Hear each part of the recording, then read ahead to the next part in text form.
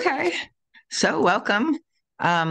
This is a discussion group that basically explores this pathwork material that was channeled by a woman by the name of Eva Paracas from 1957 to 78. So this is one of the earlier lectures. And it's called Obstacles on the Path, Old Stuff, Wrong Guilt, and Who Me? So sometimes these titles are always a little interesting and stuff, but in a way, the guide, often brings together things like this and sort of integrates it and helps us understand larger principles that are involved.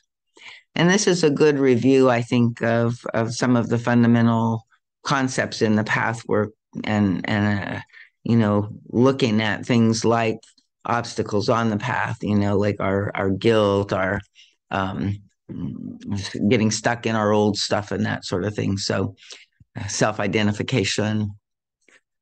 So he says, greetings, my friends. God bless all of you, every one of you. We in spirit world are so happy when we have the opportunity to help human beings. And there is really only one help and no other. It is helping you to find in yourself that which obstructs your own happiness and to find the law of the divine. Many human beings smile at the idea of the existence of the forces of evil, even more than they smile at the idea of God. Why they do is hard to say, for evil or the anti-divine is unfortunately a reality in your world. Closing your eyes to reality is unreasonable. Of course, when you look for evil outside of yourself, you will easily recognize its existence in others. If you fight it there, you fight it in the wrong place. And if you seek the divine outside of yourself, you will have a difficult time finding it. So the only place to seek either evil or the divine is within yourself.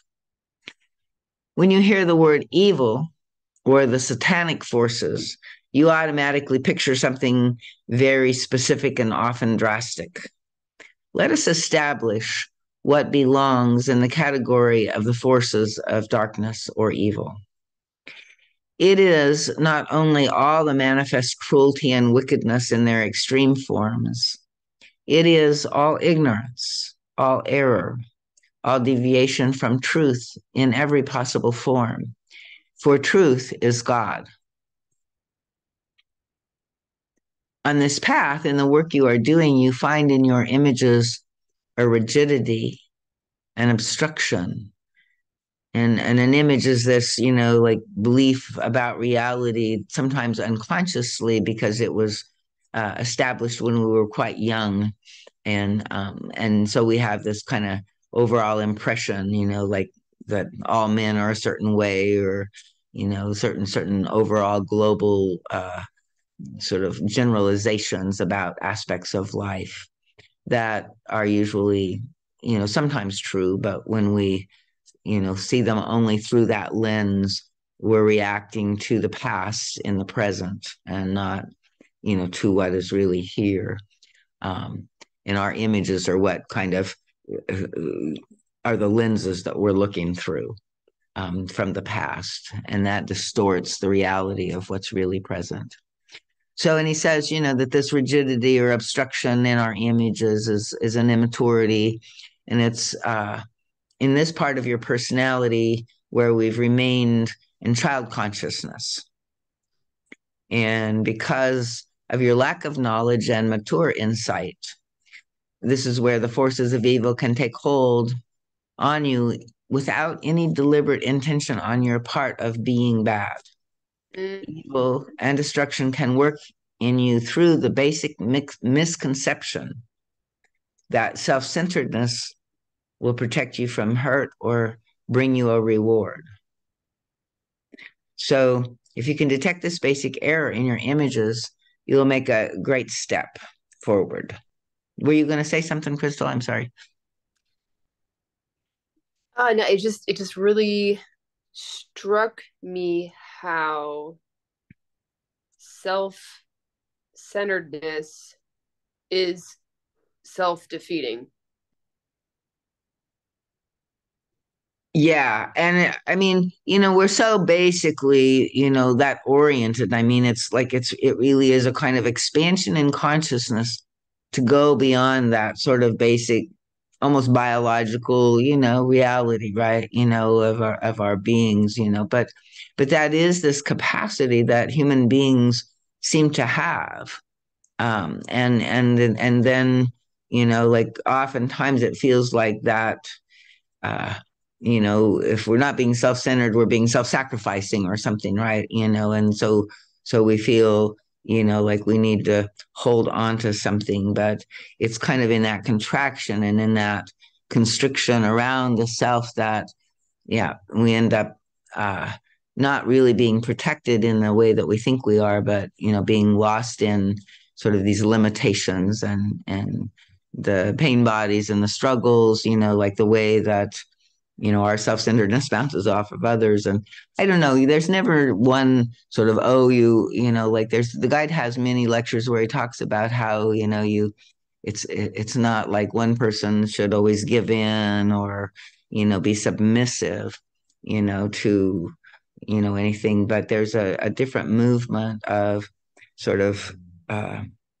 surrender sometimes of the self, for a greater good that is really, rewarding for the whole, right? And is kind of like the real truth that we're seeking to find and let go of our smaller perspective, right? And risk because it's sort of counterintuitive to the egoic part of us, right? That wants to defend or control, like we're very vulnerable and fragile in some ways, and so our efforts are subtle in subtle ways more than we even realize, around all of this. And so we're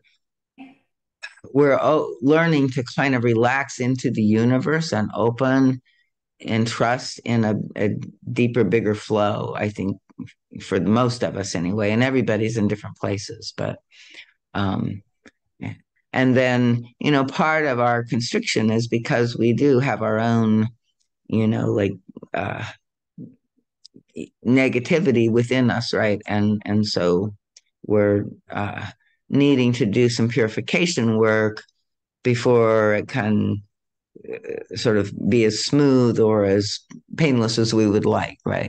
But all of it is kind of a growing pain, a learning curve as we're exploring and questioning sort of our cosmic eggs and how we've Definitely recently, I've kind of doing what they're saying about seeing the evil or the dark spots inside of you, seeing it from a different perspective, and seeing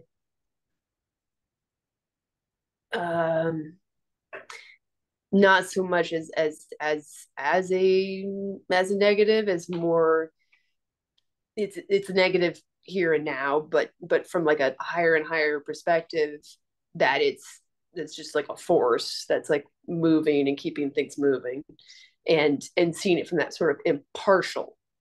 That's kind of really the aspect that I've been focusing on, and then seeing how the from an impartial perspective, it's divine too. exactly. Yeah. Yeah. And sometimes, like the tricky, like the distortion divinity with that impartial perspective is like the guy talks about, the serenity, and so it can also become a kind of withdrawal subtly in the defense, right? So, like all the divine qualities can be, sort of just in a subtle way put in service of the defense, and then they kind of split instead of, being aligned. And so it's only a kind of, being aware, right? Like the difference in the motive and the energy and the, thing where, and that impartiality usually, I mean, to me, does that include a kind of compassion, or is that, do you feel like that's sort of a partiality if there's compassion there? Is it kind of more of an objective observer without the quality of the compassionate observer there as well. No, it's more like I don't see the difference between the dark and the light. It's all the same Mm, substance from a certain perspective. right, correct. Yeah.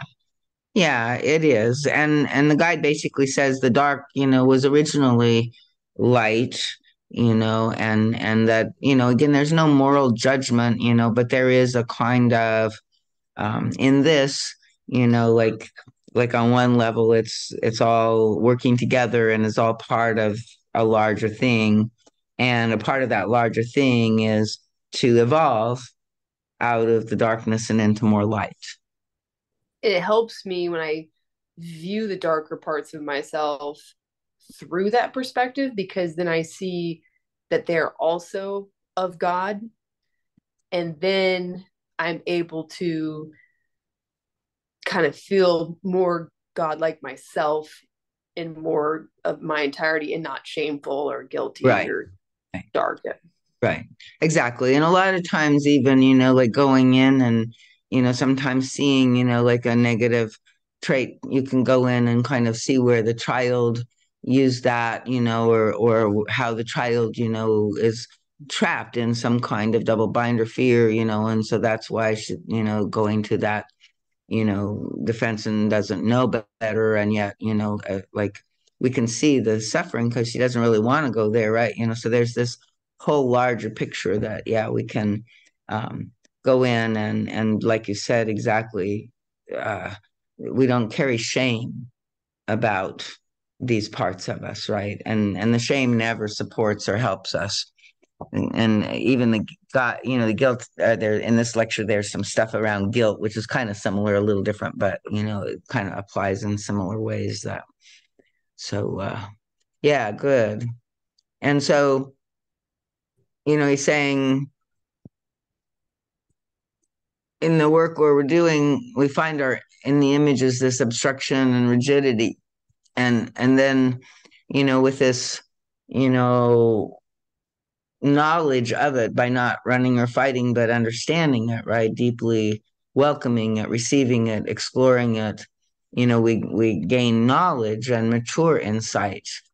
And, we can see, where the parts of us are lost or separated. I'm, sort of this whole soul retrieval. I did one of my radio blogs today I did on soul loss and soul retrieval. So, it's a kind of way that, we, where there's trauma, the soul is lost and then kind of invites in some defenses, right? Which in a shamanic perspective are, entities in their own right that are, sort of, they're trying to protect, but they're not very light filled, right? And so then, like, without any deliberate intention, of being bad, we're trying to survive, right? But that survival makes us contract, makes us self Um, so like limit. gremlins. Yeah, like gremlins. Yeah, Ah, cool. yeah. And so, and they come in, with, we've invited them in some sense, right? And that kind of thing to try to help us deal or protect us in some way.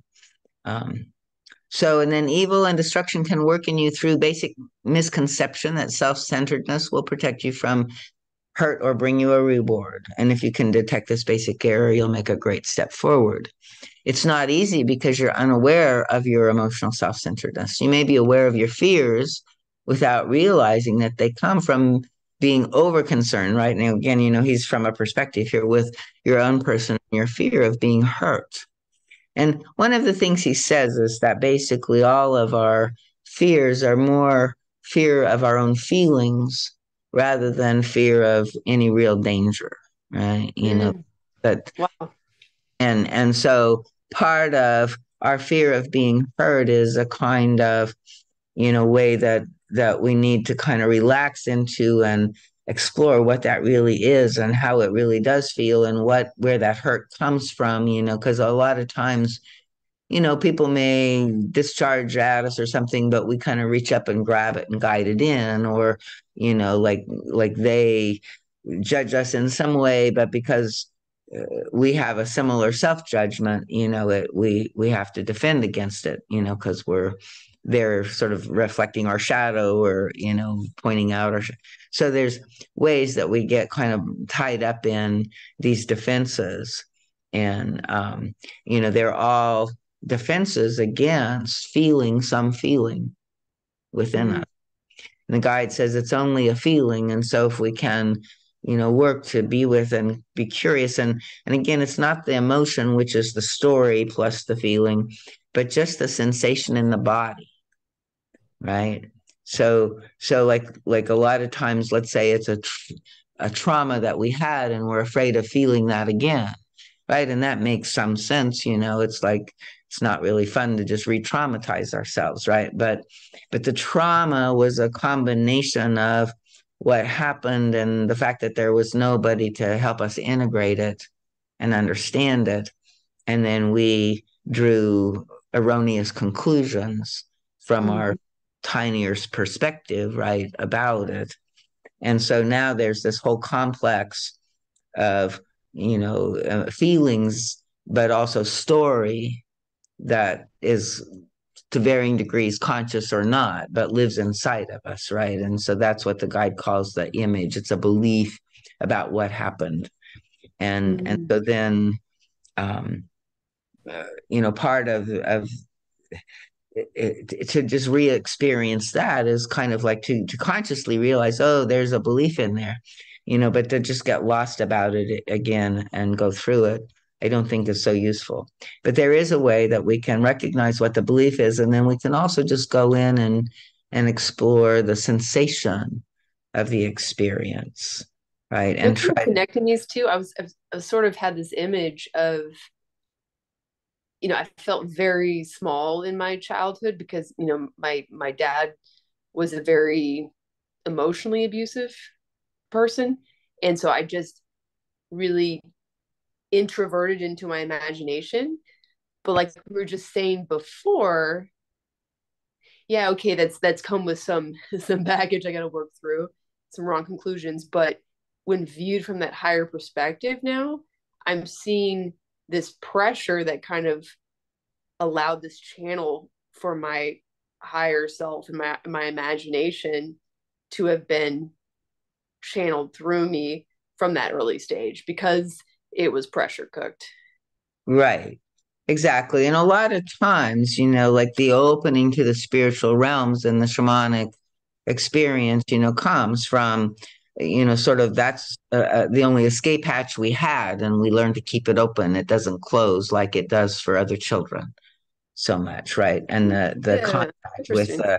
the upper realms and the capacity to sort of dissociate out of, Yeah. right, the present remains. And it's like one of the earliest defenses we have as infants, right? We can't defend in any other way except leave, and this is part of what soul retrieval is also about. The parts of the soul are fleeing the circumstance, right? Because it's too difficult. And so, part of you maybe still, like had left, and you have access to these higher realms, and we don't want you to lose that access, but it might also be useful somehow to, call you back down into your body and your life as well, I in some way agree. now, right? Yep. Um, and and so yeah, it's very interesting, how we're always sort of, it's really understandable because we're just so vulnerable and life is complex and confusing and we don't understand. But the more that we can just realize, oh, I made something out of this, and maybe it's not as bad as I think, or maybe I can just breathe and like when I say, feel it on a sensory level without the story, right? Mm-hmm. Like, like there's heaviness in my chest, and it's maybe old grief, right? And if I'm just with it, I'll breathe into it, I'll try to soften it.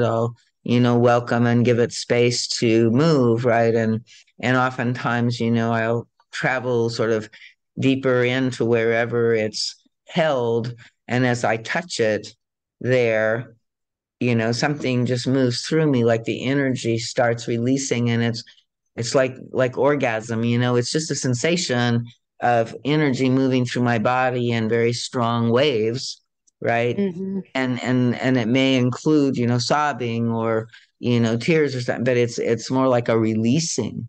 I don't know, some people even cry after, with orgasm, right? It's a kind of energy releasing, and there's not like this deep distress of what it means and the drama trauma story, with it. But the body is simply seeing and clearing, being with and clearing this frozen energy inside of it, and that energy is finally being allowed to move and become conscious and felt. um, but it's no longer tormenting in that way, Mm-hmm. right? And it helps when we see the depth of it, the truth of it, right? It's like it also continues to open our hearts towards ourself, our journey, all we've carried, right? We can honor ourselves, we can respect who we are. There's the guide says that we have great dignity in choosing to come into this planet, and take on, and essentially these initiations, right? These deep journeys of transformation. And everybody on this earth plane, is equally valued, because we're all carrying sort of the maximum load that we're capable of carrying in some way without, you know, getting too far gone. And some people, for various reasons, loss of power, loss of soul, can't carry it. There's a kind of 50-50 chance in a way that we have. Um, so yeah. So anyway, let's see, continue to see that, because we're just barely into the lecture, and I tend to sometimes get fascinated by sentence, right? And just That's fine. It's all good stuff. yeah. So um, I'm gonna grab a blanket though we talk. I'm cold in my okay. basement. Yeah. Okay, I'm back. All right. Yeah, better. So, and in our fear and in our kind of emotional self-centeredness, we contract, from others, right? And we withhold from others what would be our outgoing love and our feelings and our positive, feelings. I know, there's a place where I'm working with some colleagues, and I can feel my child consciousness, like I'm not going to open my heart to them. Because, at some level, to her, they don't feel safe, so they have to kind of negotiate, some way that, because, somehow we really want to, she wants to, I want to, but there's a way that we have to, not, we can't moralize, we can't force, we can't, you know, make that natural love. The guide has another lecture where he says love is a spontaneous soul movement, right? And we can't use our outer will to make ourselves love, right? We have to clear the blocks away, because love is a natural and spontaneous expression that is within. And so in part of that, is identifying and analyzing our images and our wrong conclusions, which are going to lead you finally to the recognition of kind of common denominators. Usually there's kind of complexes in it. And you can discover that sort of unraveling various instances and times. And he even suggests a daily review where you kind of go through your day and just kind of note, the events that triggered you, and you might put what you felt and what simple description of the event that was, right? And then you can kind of see over time, patterns can emerge out of that kind of logging, just, noting what gets triggered. And he says out of those triggers, you can see the images and sort of the common denominator that might be in those circumstances that are causing you to contract and go into defense and all of that. So, and he says a constructive attitude is, in my ignorance, I believe, perhaps unconsciously so far, that selfishness will bring me reward, will protect me from hurt. In what way have I been selfish? In what way has my conclusion been wrong from this viewpoint? And what is the right conclusion?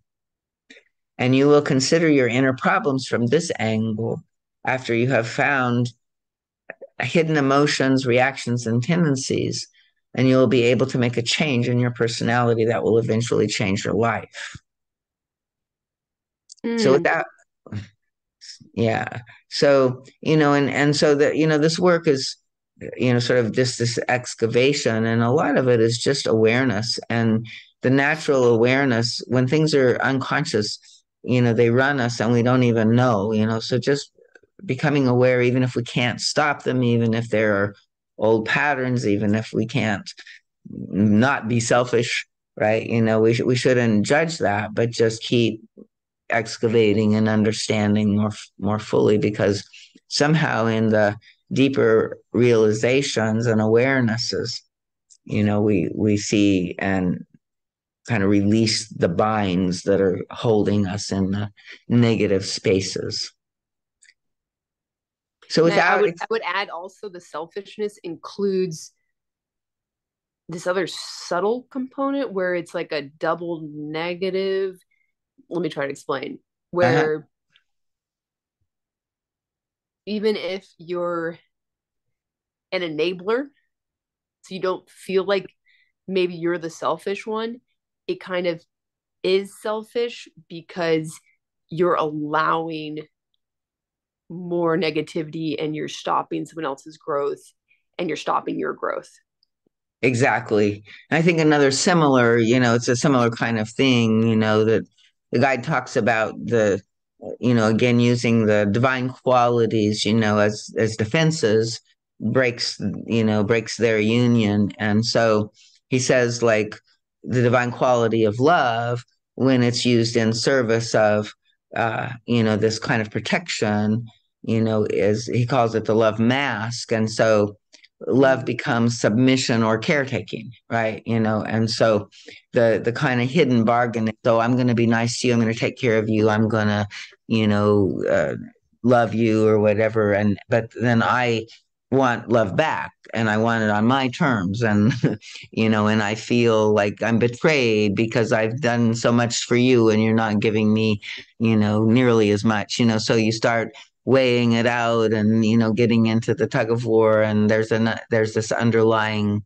demand, to receive, as well as in the giving. And so the giving is kind of more like a transaction or a bargain, or a, Mm-hmm. I'll take care of you if you take care of me kind of Yeah. thing, instead of a true free, choice to, you know, to give. And yeah, a lot of times that, and parents are, and there's a lot of times where we don't recognize, like you said, that that's a kind of selfishness, right? It seems like, oh, she's a saint, she's always taking care of everybody, right? Yeah. No, it's not true. So there will be a cost for that, yeah. So and it's part of what I like to do too, is to try to find, where what I say yes to. I want to say yes from my heart, and give freely, right? Mm-hmm. And so, it's kind of like, it helps me sometimes decide what I need to say no to, or where, sometimes I, can't, because if I'm not able to, give freely or be in my heart, then I shouldn't be saying yes, right? Yeah. So, Excuse me. yeah. It says, without exception, there are common traits in all images. Only the relative proportions of the traits vary from individual to individual.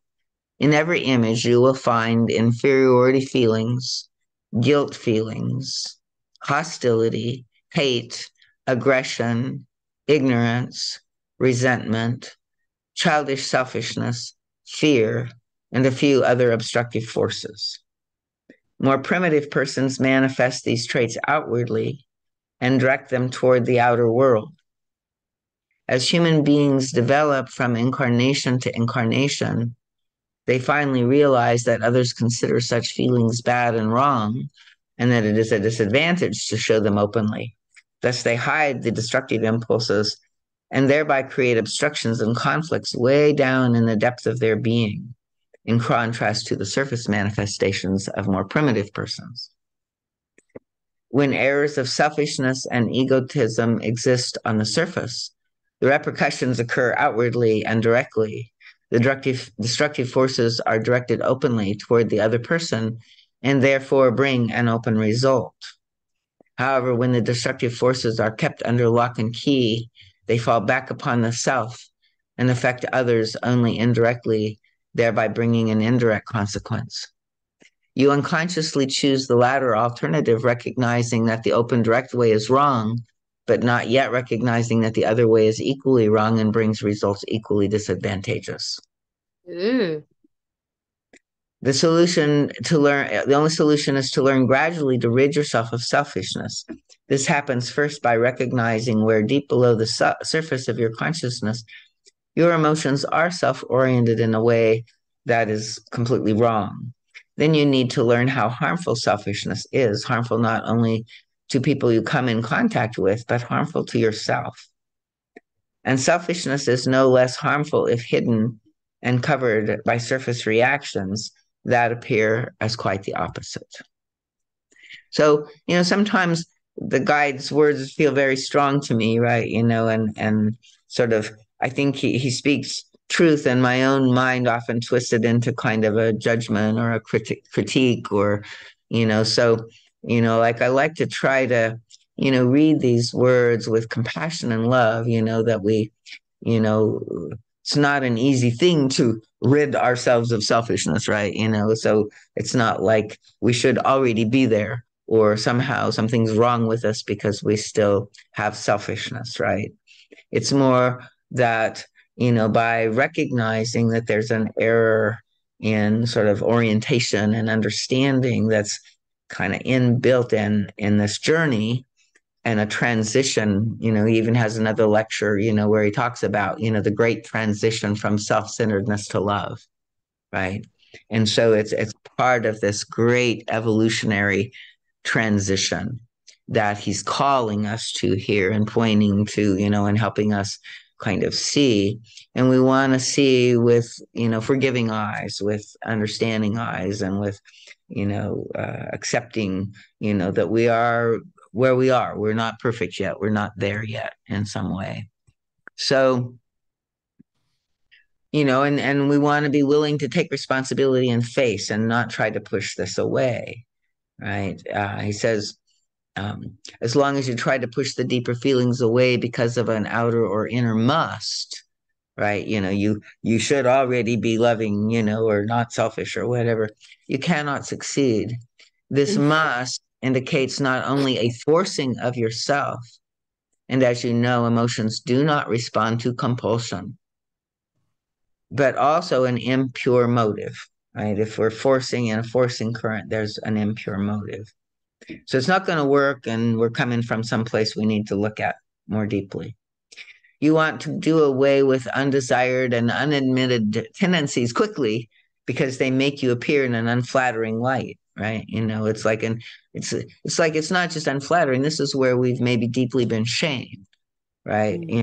And so, it's like that's a part of, how, we keep running from facing it, because the shame is so painful.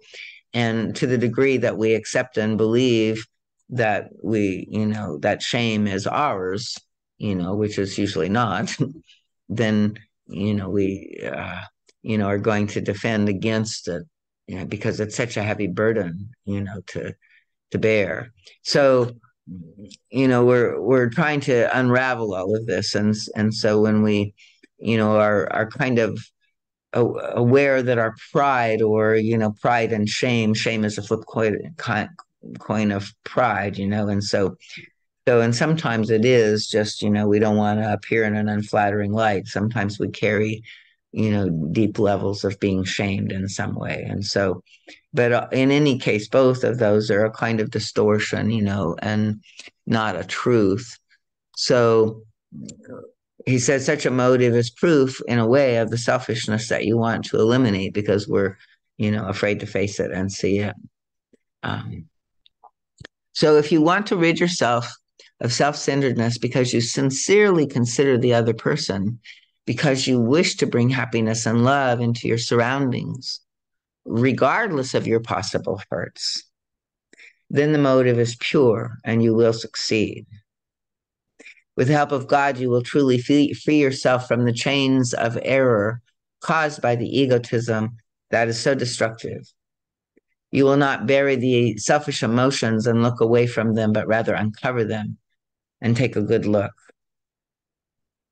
So, this is kind of for me, like there's a place where, in my life, I'm working with a kind of circumstance where I can see, like, there's selfishness, there's forcing current, there's demand, there's, like all of these things, and I can step back and see, that at a deeper level, I do wish to bring happiness and love, and good leadership and, like all of that into the surroundings, but there is this place where he says, regardless of your own possible hurts, right? And so there's a little bridge there somehow in my own being that I can feel because I am still working with, like feeling like, okay, I'll do my part, but I want them to do their part, right, in some way. And so, and this way that we always get stuck, feeling like we don't want to be the only bad one, or we don't want to be the only one that concedes, or we don't want to, be,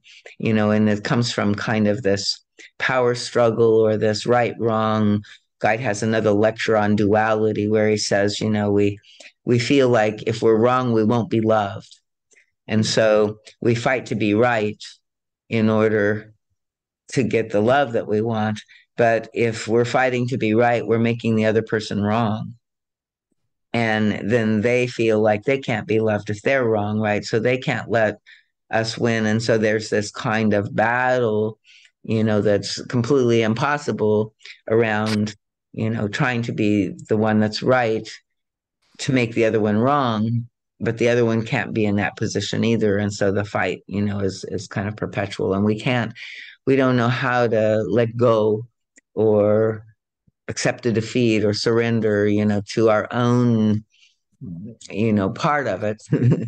uh, there's a kind of, I want justice or I want fairness or, and so there's this deeper step that we're being asked in this kind of deeper maturity, right, to be able to go into and expand, in ways that our consciousness, can find grace, find the help of God. So he's saying here, with the help of God, you will truly free yourself, right? But Well, we, I don't think there's really any difference between selfishness and fear. yeah, no, I agree.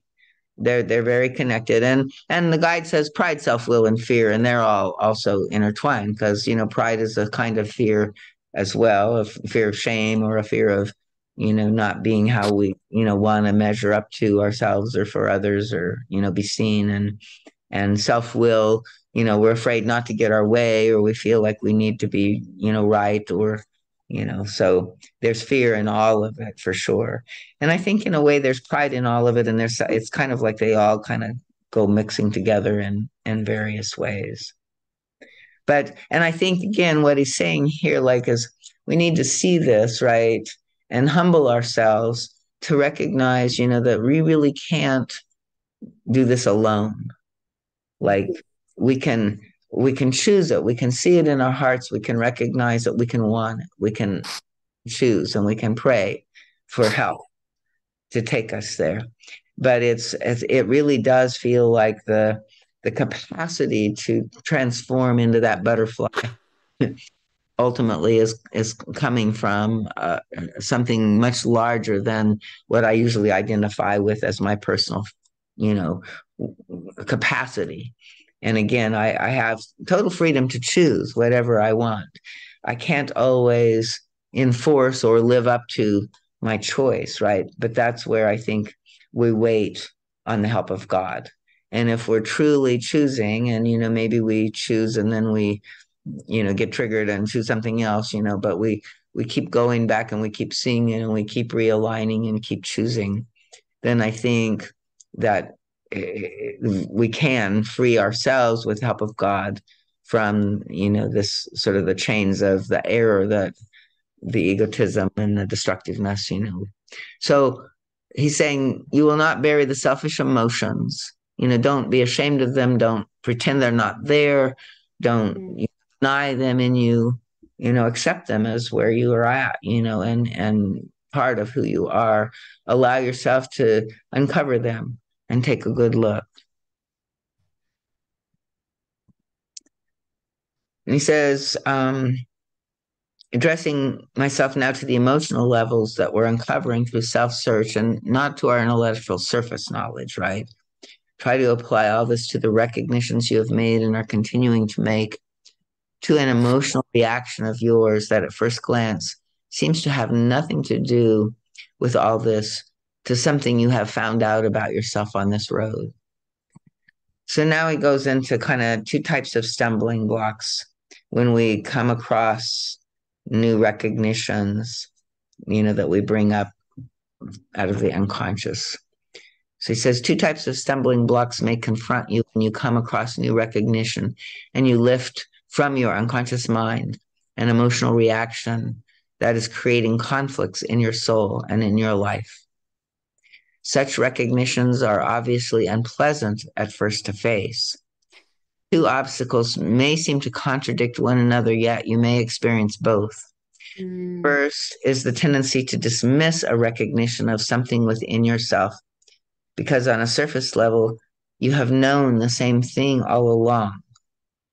You are tempted to put it away quickly, saying, I know this already, it's nothing new. Beware of this danger, my friends. The majority of your findings will deal with trends and tendencies that you already know in a vague way.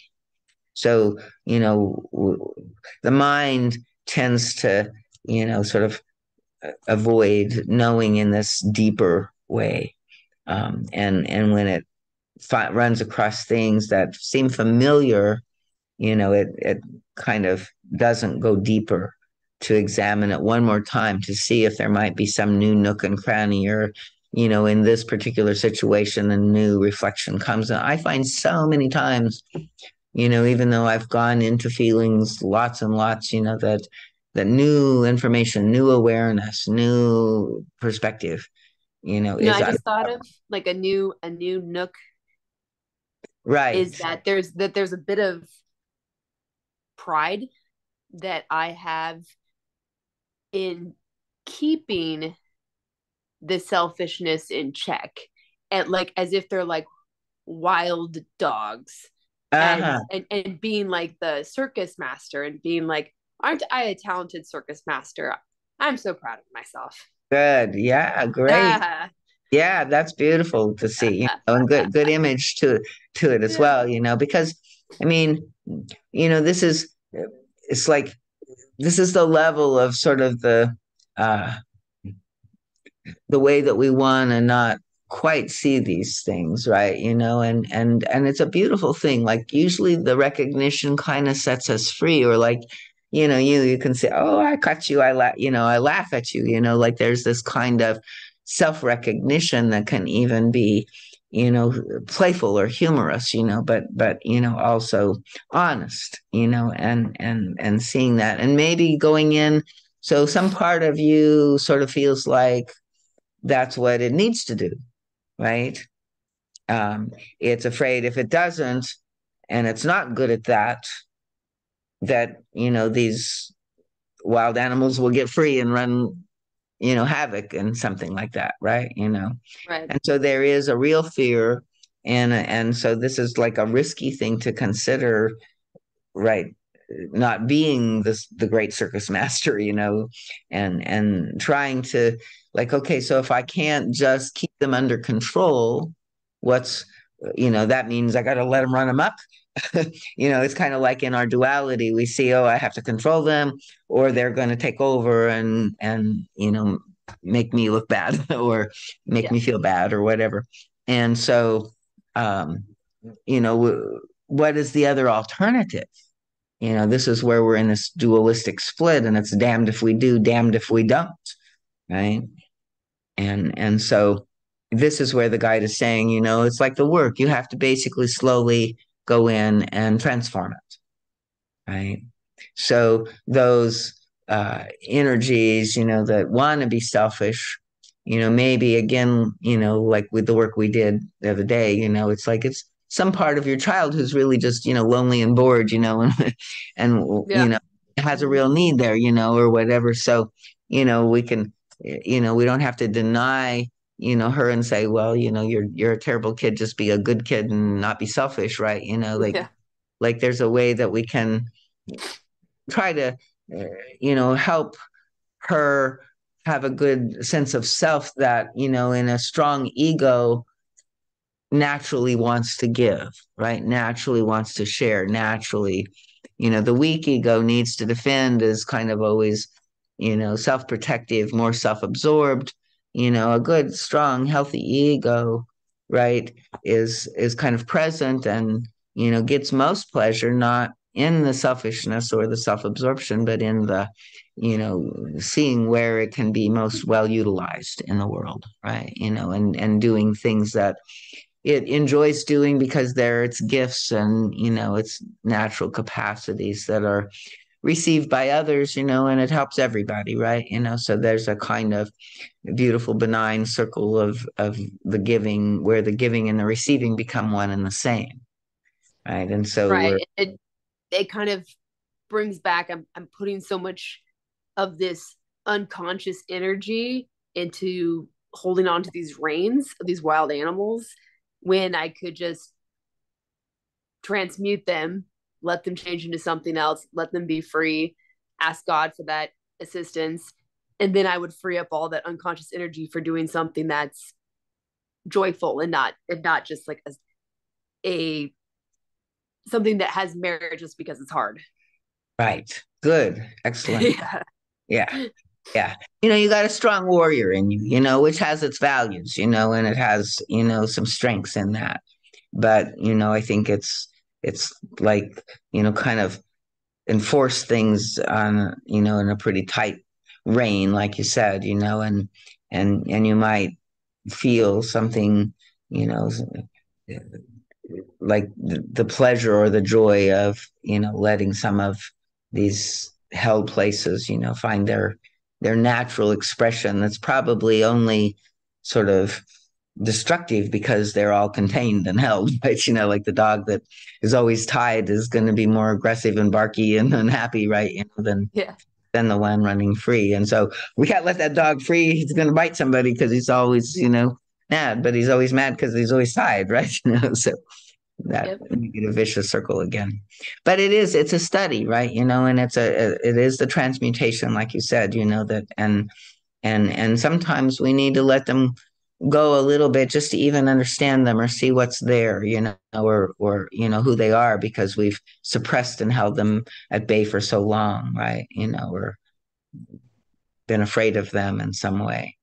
And maybe there's a way that we can make friends with them, like speaking of them as these animals, right? It reminds me in the shamanic system, like a lot of the, physical protection, a lot of the, positive aggression and the strength of our life force is considered to be kind of connected with our power animals, right? And we have more than one, and there's, and it's sort of the animal nature of us, right? That we have that, is the source of our life force and our inner power, which is when it's weak is when we're more susceptible to psychic attack and that kind of thing, right?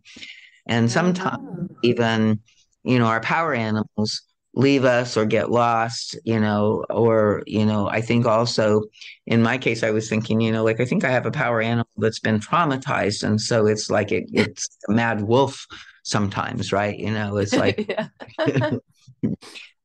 and so, uh, all of these things, but it's, I think, fun and useful to personify again, these aggressive energies in us, or and our need to control them and stuff like that, because I think it's, again, a kind of shamanic way of understanding these forces and energies inside of us.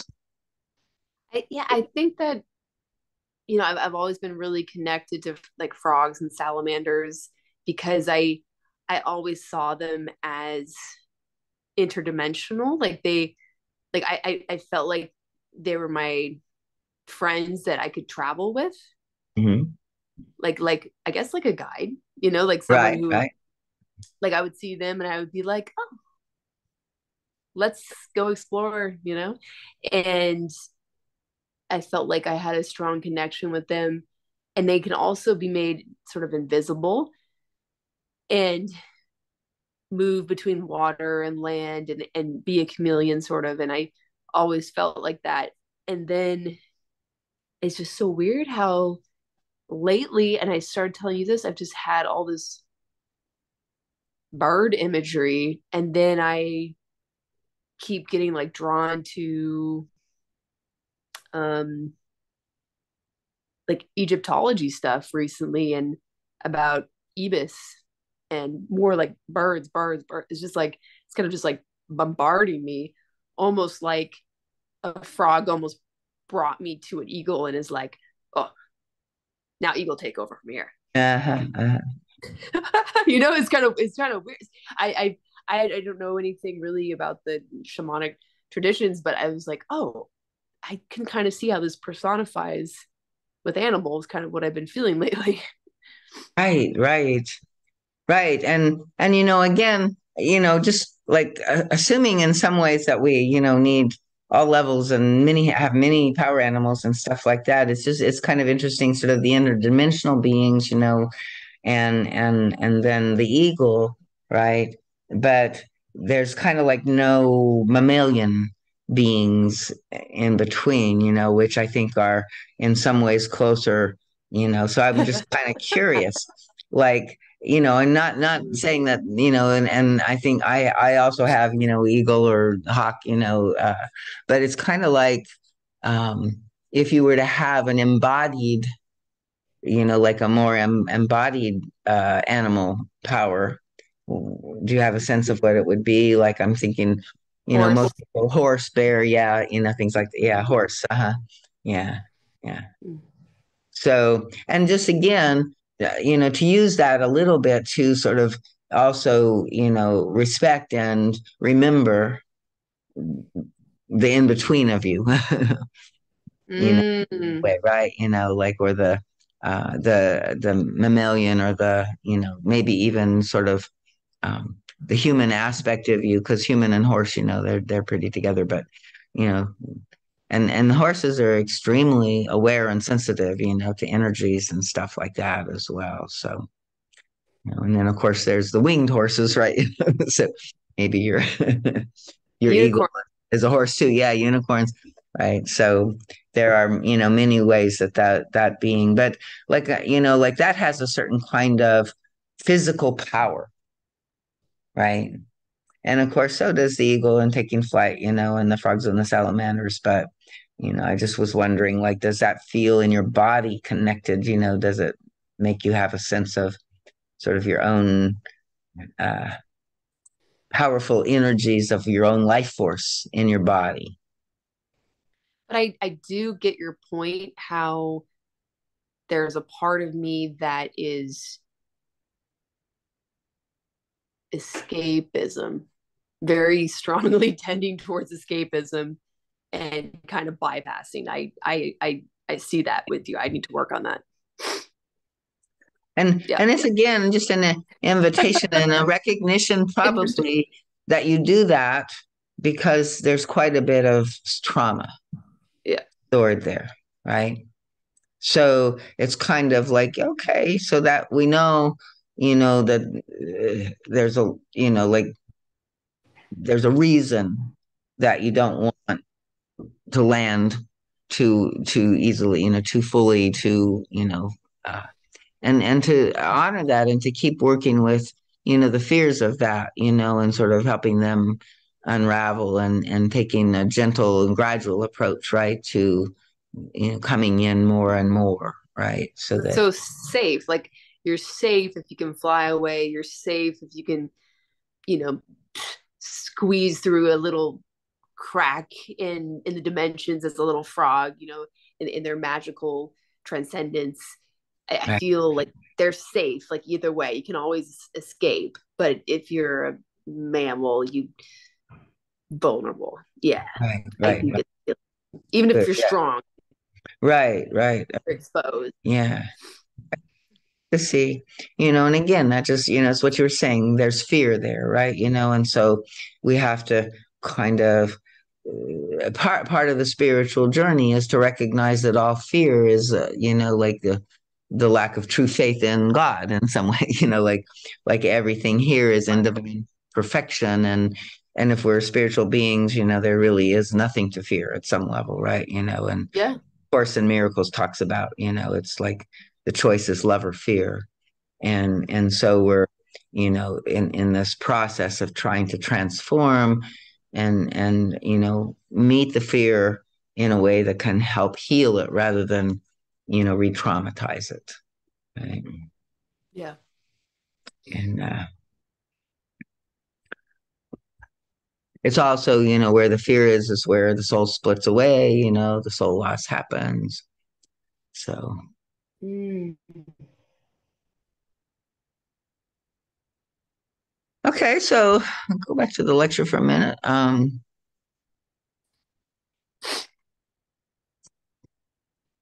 So we were talking about kind of, seeing something and having already known it, we want to just dismiss it. So he says, if your search shows you again a trend you already know, it means you have not used this knowledge properly. You have not yet applied it to all levels of your being. And for me, we haven't done it yet because, it's like it's in process, right? There's a kind of, I think, natural way that the universe keeps bringing it up, bringing it up until we've looked at it. And we can actively also explore it. But, in some ways, if the universe kind of gives us what our next lesson is and what our next lesson is by what's, coming. And I think that, oftentimes I can more relax. There's so many things that I should work on, right? Which one do I start with? Well, it's what's here now. Yeah. What's up in me now. And um and then if I'm honest to that, like, it may recycle, but each time hopefully I see a little more or get a little more conscious, of it. And then I'll look back and realize, oh, it's been a long time since I've done that, or maybe, years, or maybe I don't do it anymore at all. So there's a way that I think even without our conscious, will doing it, right, these transformations happen.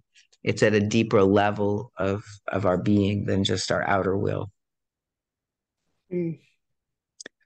And so this process of assimilating it completely, I mean, to me, it really means we got to get it in our cells and in our, you know, bones and in our atoms in some way, in the epigenetics of us all, because it's like we're learning at that kind of embodied level, not just intellectually, not just in consciousness, right?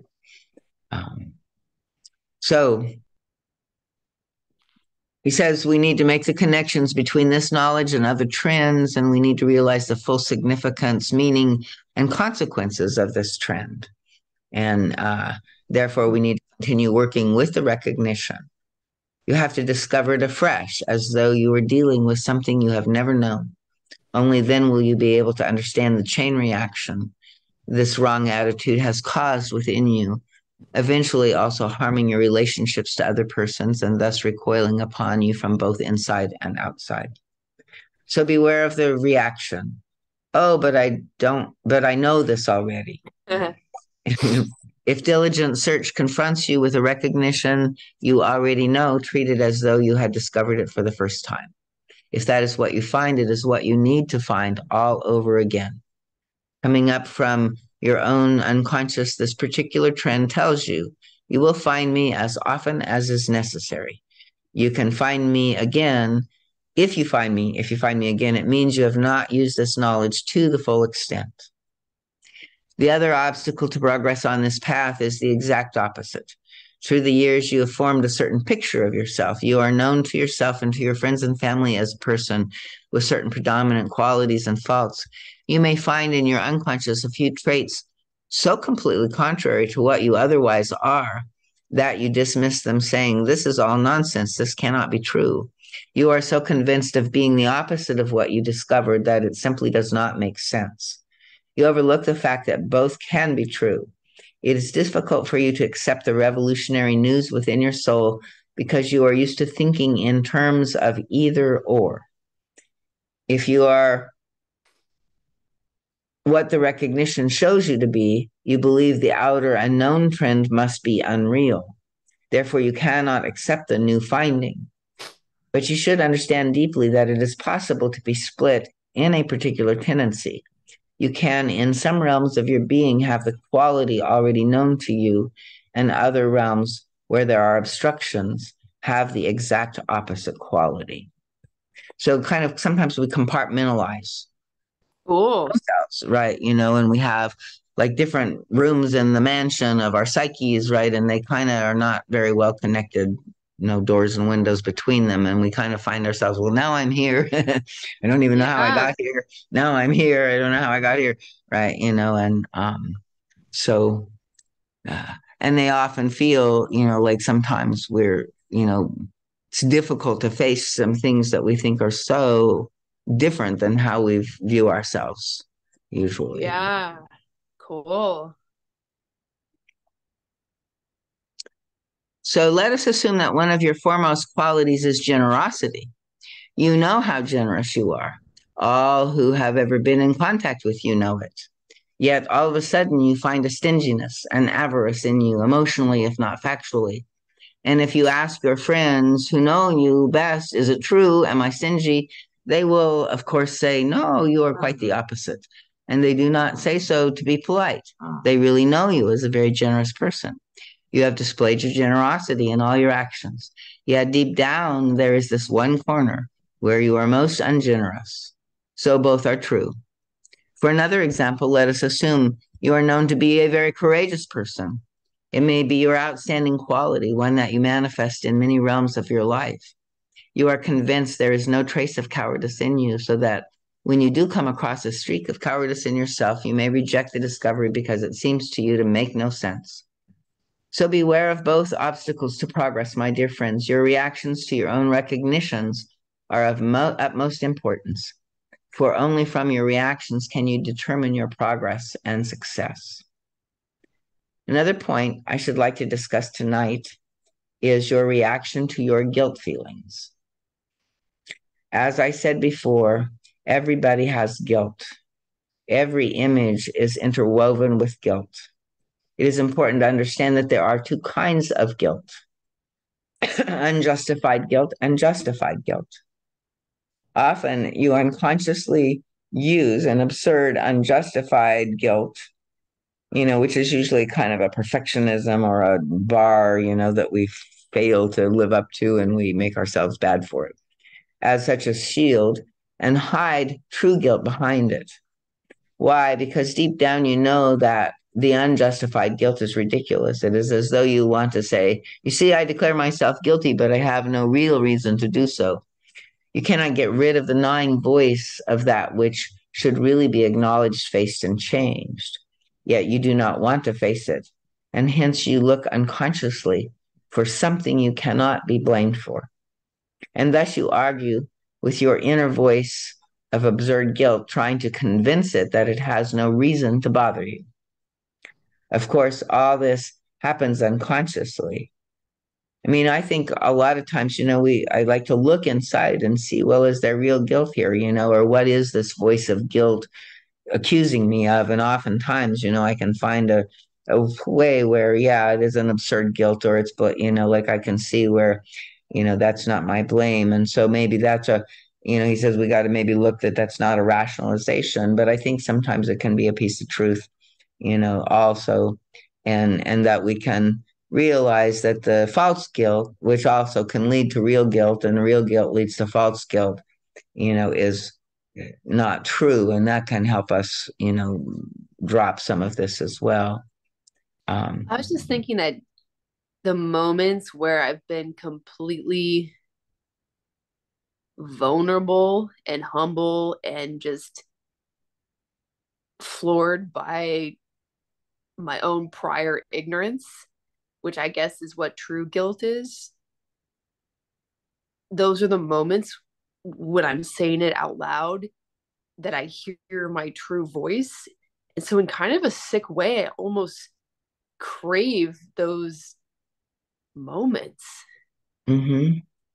Yeah, I mean, I think again, there is a truth to that, maybe there's something else there too, but, I think that true remorse, true humility, true recognition of our error and self-responsibility is really the balm that we need, right? It's like, um, and we can feel inside, whether we're sort of aligning or hearing or because there's a shift in, again, that deep inner choice that we're making, right? And it's like our prayer has changed, or our attitude towards something, is deeply shifted. Is that kind of, or are you, I mean, there's different, like lots of different levels of real and false guilt and stuff. So No, I no, you're describing it right. It's just kind of like when you have that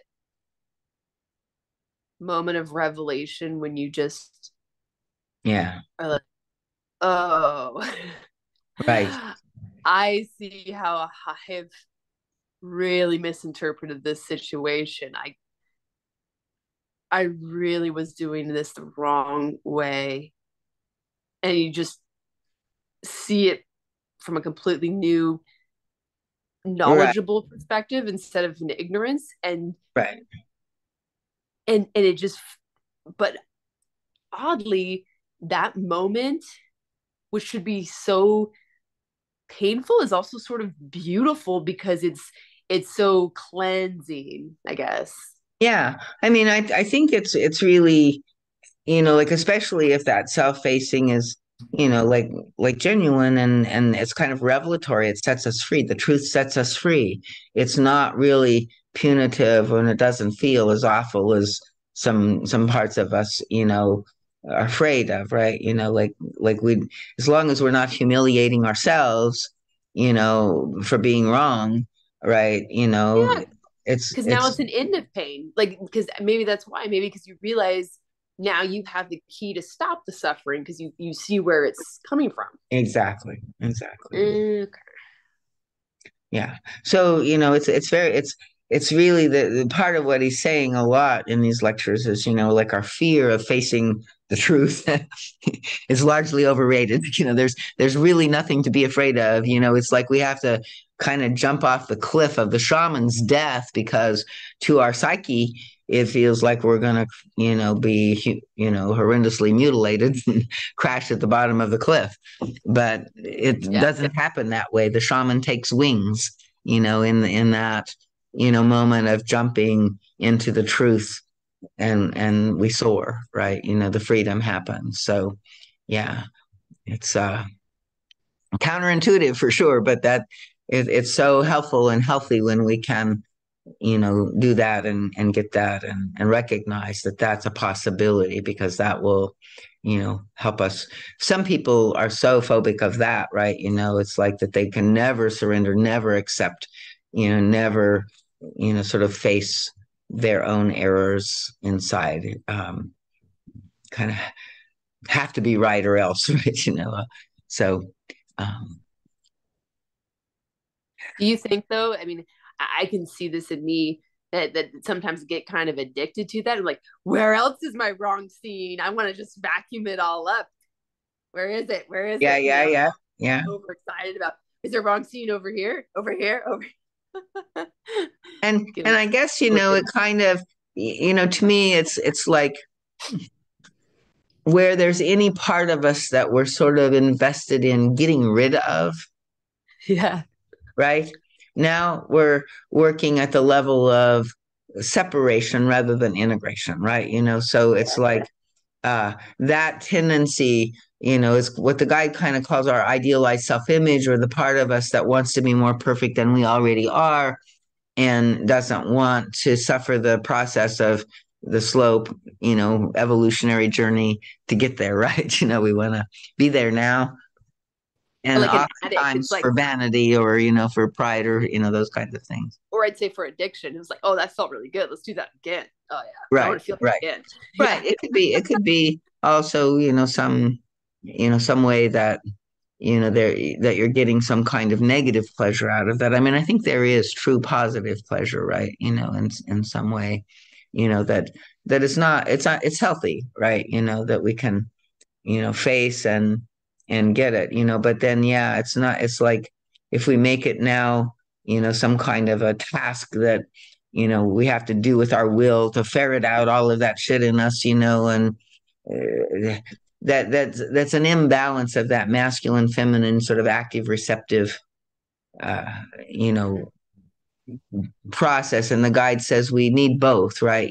So there is a proper active and a proper receptive, and then there's a distorted active and a distorted receptive, and then where one is distorted, the other one usually is too. So, like oftentimes, we feel like, it's we have to do it with the outer will, and don't realize that part of that doing is to make our prayer, make our inner intention, right, from the inner will, make our choice, right? Because that's setting things in motion at a larger universal scale to help us align and achieve.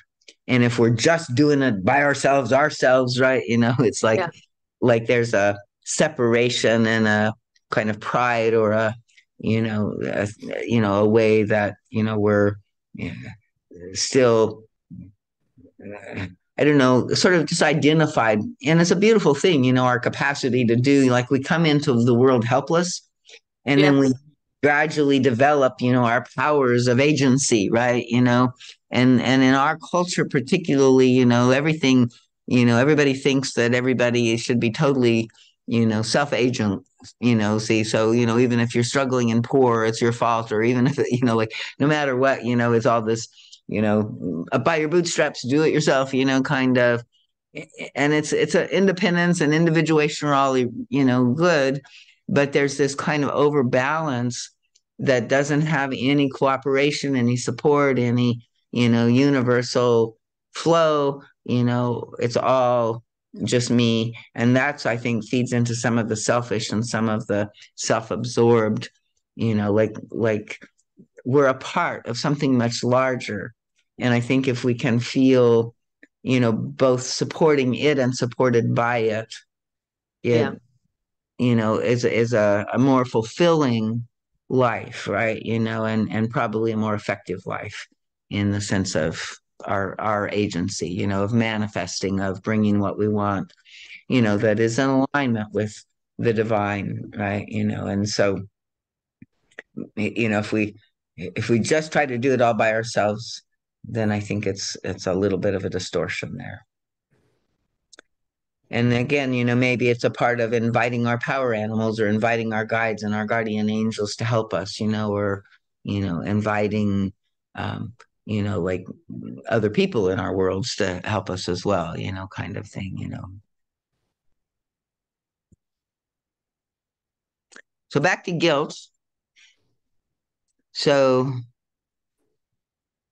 I want to stress that it is an unjustified guilt feeling when you blame yourself for not being perfect now. Such unjustified guilt extends into all areas of the human personality. If all of you who work on this path go through your images from this viewpoint, you will find where your guilts are unjustified. So, like, and so much of the time, this is what we're feeling guilty about, or shamed about, or blaming ourselves for, right? Some way that we didn't meet our internal bar of right. how we think it should have been, right? And so this concept of should, how it should have been, right, is a real huge trap for us, because it also keeps us sort of resisting the reality of what is and surrendering into what is, right? It is what it is.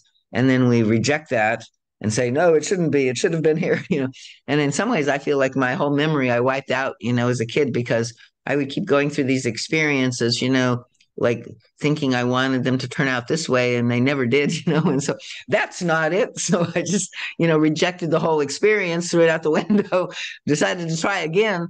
But it's kind of like my whole life experience because I couldn't ever accept what it was and what always kept going, forward to the next, trying to make it perfect the way I wanted it to be, the way I thought it should be. I think it sort of took away the actual experience of being alive and that time frame. So That's fair because you're not receiving, you're not open, you're just right, forced. you're not. I mean, the only place life is happening is here now. In the present, like even our thoughts, right? There's an understanding, like so our thoughts are either in the past or in the future. My thoughts are you thoughts, but they're not in the present moment. The feelings, the sensory, the immediate experience of our life is this flowing moment to moment, what is, and this is what is. And the guide says basically it is a, kind of a projection of our own inner psyche, right? That our whole life experiences an outpicturing, he says even like sort of at a mathematical equation to everything that's inside of us. And so we're using this projection to learn through and to, change and grow. But we need to accept where we are. We need to accept where it is now. And so whenever we say, oh, I reject that, it should have been something else, or we judge ourselves and we feel bad because we didn't do the way that we wanted, or we didn't show up in our glory and perfection kind of and get all of the credos that we were looking for, or whatever, like there's this way that kind of high bar that we always fall short of can keep us always dissatisfied with ourselves and with our life, Mm-hmm. right? So it's a kind of a main source of unhappiness, I think, especially in our Western world, because we're kind of taught that yes, you should make life the way you know it should be. There's some kind of over agency again of the outer will that thinks, and if we can't, then well, something's bad with us. We're failed. We're wrong. We ineffective. And a lot of people, I think, that have a different kind. There are certain people that have very uh, accessible outer wills, very functional outer wills. These are people usually that didn't have as strong a wound early on, right? Or maybe they had an early wound, but then, they had some strength and they developed a fairly healthy ego, so that the active will function, is good and they're effective and they get things done and they're good leaders and they're good managers and they're good, doers in the world, right?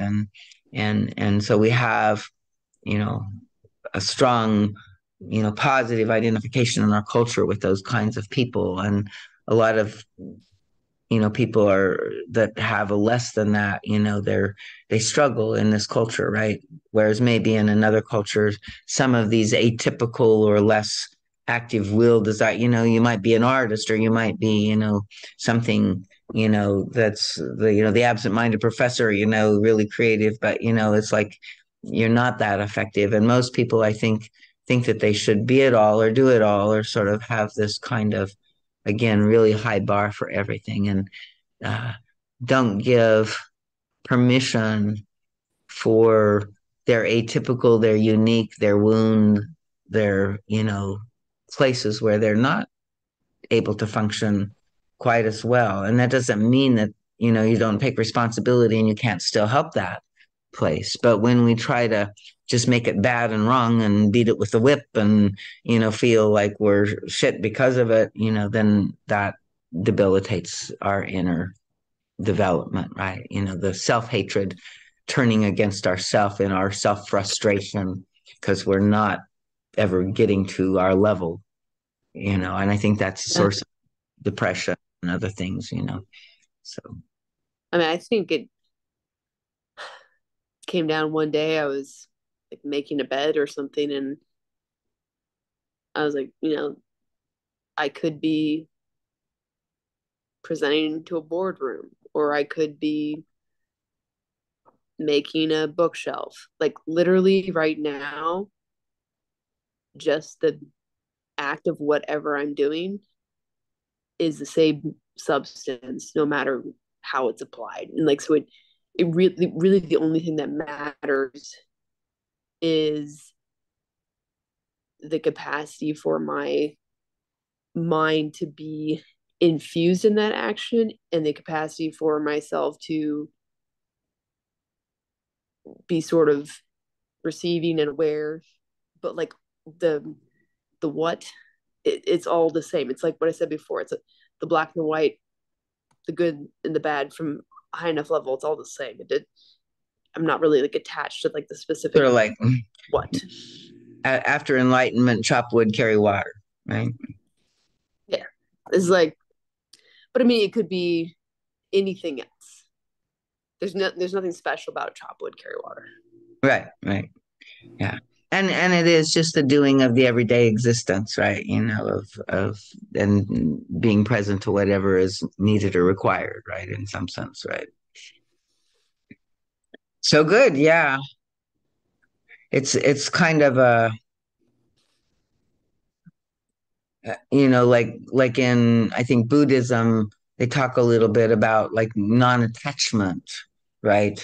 And I think what we're talking about here is, that bar, that uh we should be a certain way as a kind of attachment, right? And what I'm hearing you say is from where you're doing, there's not really attachment in the doing of it. It's just the It's doing. not. It's not, and I don't think it is in Buddhism either. It's not like apathy. It's No, correct. It's not yeah, apathy. Right. Absolutely. No, it's very engaged and very present and very, yes, willingness, right? In the flow of the doing, right? it's just recognizing that the function is what matters. The form is you can swap out. Exactly. Yeah, So, and then, I'm curious, like from that place, I mean, in some ways that's, like, yeah, a very, expanded and true place. But most people live in a place where, like, okay, if you're on a soul journey and you came here and part of your gifts are, and your purpose, it's like to heal something and then also to, bring a gift to the world or, share your love or do, you know, something like that.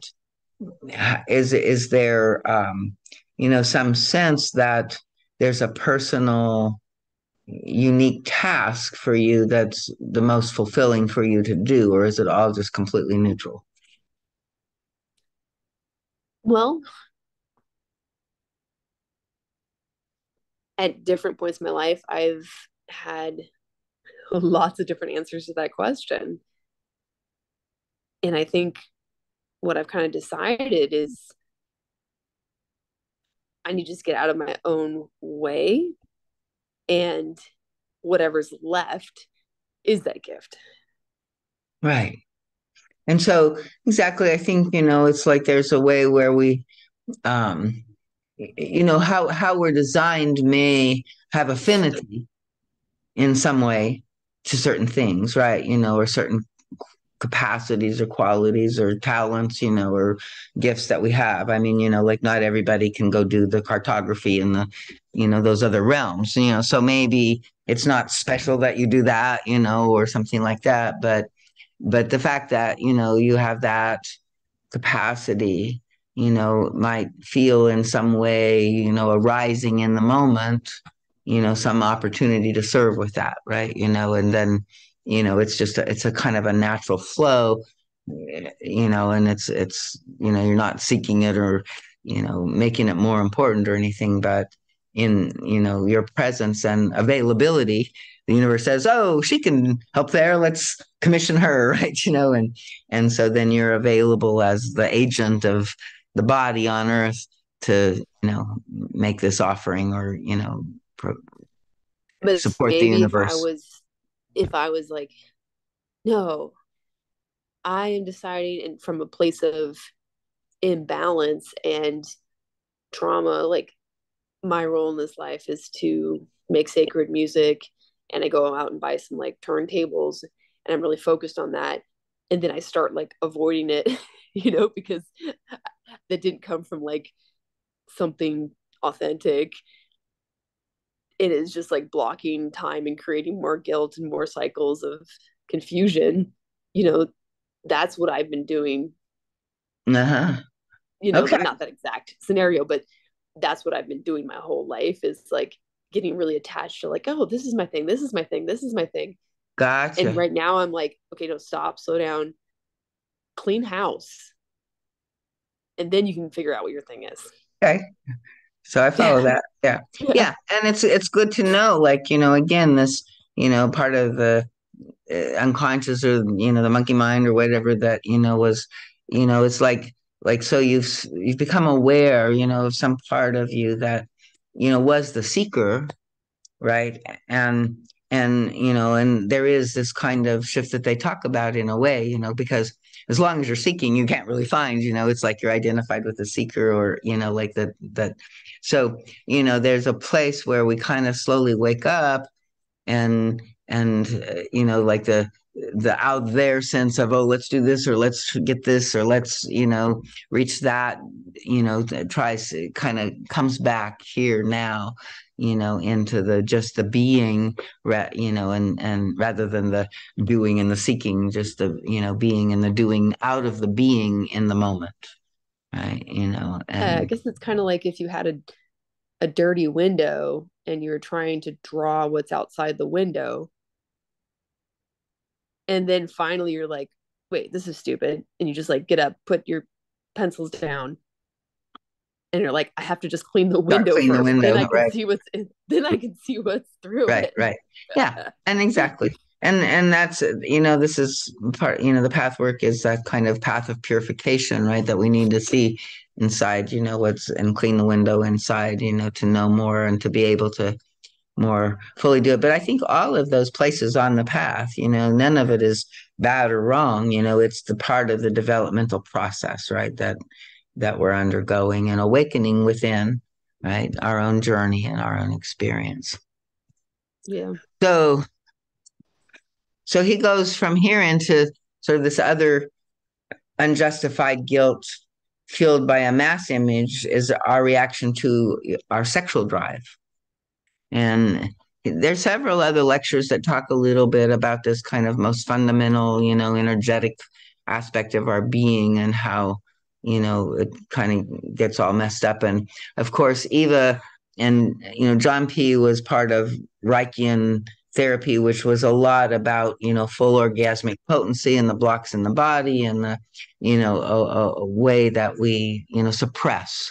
And Mm. a lot of her channeling came out in a time that people were extremely repressed, right, in all of their feelings and stuff. In the 50s and 60s, we're just kind of breaking out of a kind of cultural sort of properness that, everybody was unified in and to certain degrees, right, or at least was the unified outer picture of life that was given. And so, it's interesting because even nowadays, some of it, that as a to this the emotional repression as well.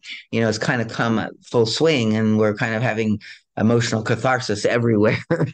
you know, and some of it, needs to be probably more boundaried in some ways, and I don't know if that same thing is about sex, but I do think that there is a lot of still this deep inner conflict that he describes here, which he says each one of you feels guilty about sex, if not on the surface where you have been affected by intellectual, excuse me, influences, then certainly way down deep in your emotions. Guilt about the sexual drive is unjustified, absurd guilt. It may be true that your sexual energy does not flow in the right channel because it does not merge with love. That it does not is precisely because you have felt guilty about it and suppressed awareness of it as much as you could. Hence, your sexual drive could not mature with the rest of your personality and integrate with warm, loving, giving, unselfish feelings. Instead, it has remained childish as if in its self-directedness and egotism. Your unconscious sexual fault, therefore, lies in the misdirection and separateness of your sexual drive rather than in its existence as such. Its existence is no reason for feeling guilty. You act on a misunderstanding when you attempt to eliminate that which seems sinful to you and then feel guilty because you cannot do so. The remedy is not to eliminate the sexual drive, but to cease to be afraid of love, to relinquish a feat that is selfish in nature. Mm. If you allow yourself to love, your sexual drive will merge with your love, and there will no longer be any reason to feel guilty about sex. Mm. Try to understand that, my dear friends. Try to understand how confused your unconscious thinking is. You feel guilty about a God-given force instead of feeling guilty about your fear of loving, which is born of selfishness and separateness. Combine your sexual drive with the one and only reality and remedy in the universe, love. If you combine love and sexual energy only by developing your soul by the very path you are taking.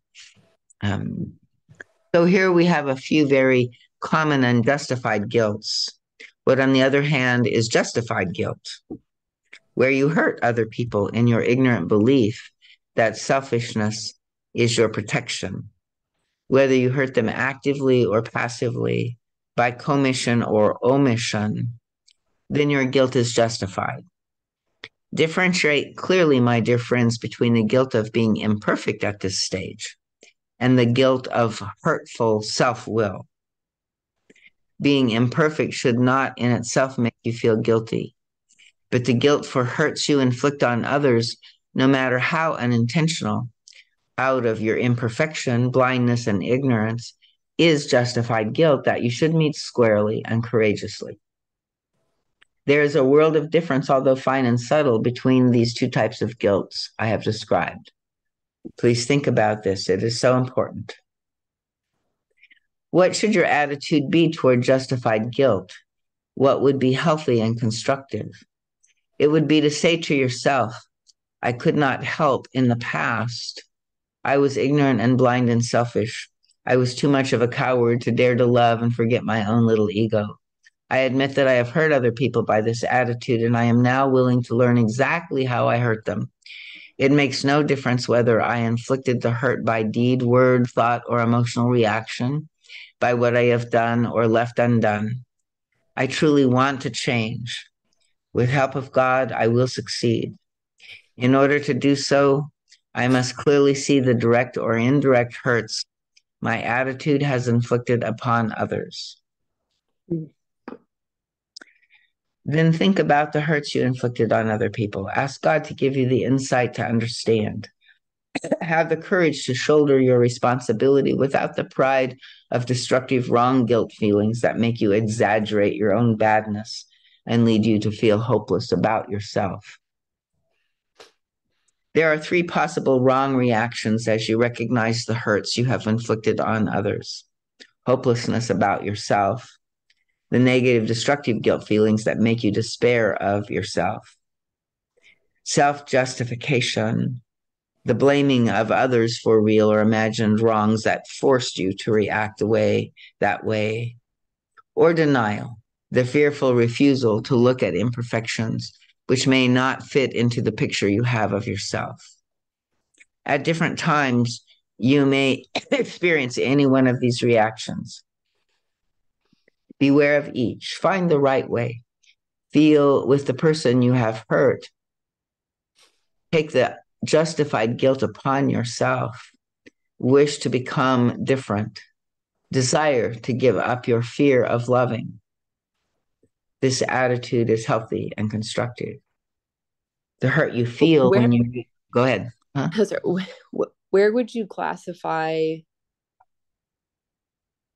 fearful self-isolation because it's a fear of loving? So you don't even get to hurt someone because you self-isolated before you got to that point, which is still kind of a guilt because you didn't even get to have experiences. Right. And in some ways, the withdrawal, is a withholding of your love from others. And so it's an omission, like a guilt of omission rather than commission. And it's not to any like specific person, but it is kind of to the potentiality. Right. And so, then maybe, like it's the universe and your own soul, that you're kind of, withholding from, right? But in some way, that there is a kind of like, okay, so you're saying that you do have some guilt sense or feeling guilty of about withholding, right? Inside of yourself. Right. That that separation or something feels like it's twinging your conscience, saying, what are you doing back here? Are you, so, again, the guide is just really welcoming us to explore it. So what is it that that you can know about that? Like, why are you isolating? What are you hiding from? What are you, uh, withdrawing from? What are you afraid of?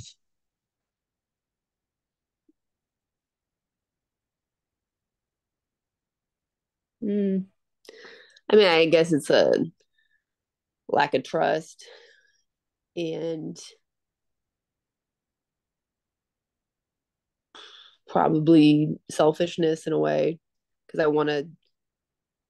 don't know if this person is worth, spending time away from myself with Huh? So, or yeah, that kind of thing. uh-huh. And again, there's divinity and distortion. I mean, like sometimes it's great to be, with ourselves and yet, we can be, with ourselves without withholding from others in a sense, like even emotionally we can be sort of available, at some level psychically, right? We didn't cut off from the person, right? We're in our own thing and we're, doing something, for ourselves or with ourselves, but the connectedness with the other person can remain even when we're not doing things together or actively, together. But so in some sense it's the inner psychic state of separateness that I think is more offensive, right? And again sometimes, like you said, sort of distrust of others, like or it's for me in some ways, it's like people are complex. It's easier, I'm not I'm I don't it's like right now. And so I think there's again, free will and choice, and we don't need to always be with others or, whatever, but it can also be connected with an image, right? So in the child learned early on that most people are not very trustworthy, right? And she's vulnerable, and so the best strategy she knows is to stay out of the hell out of their way, right? And so in that kind of separation or whatever, right? She's kind of colluding with the defense, and the image rather than now as an adult, like understanding, oh, I know where that came from. And, it was even true at that time, but it doesn't mean that it's always true of everybody now. Right. And so, and where I have this overgeneralization that is a belief, that people are too much trouble and more trouble than they're worth, or, not so trustworthy or whatever, that makes me withhold my love, my connectedness, my, availability. And again, doesn't mean you It's have a to be always circle. available for everybody to always suck on you, but that there's this. But then you feel guilty, and then because you feel guilty, then you feel like you're a person that people wouldn't want to be around anyways. Then you withdraw more. Right, right, Yeah. right. So yeah, and so those wrong guilt feelings, and the guy that, and I think, I don't know if it might be in another lecture, but he talks about how, oh, I know, it was in that one we were reading the laws, spiritual laws, and one of the spiritual laws is that false guilt creates real guilt, and vice versa.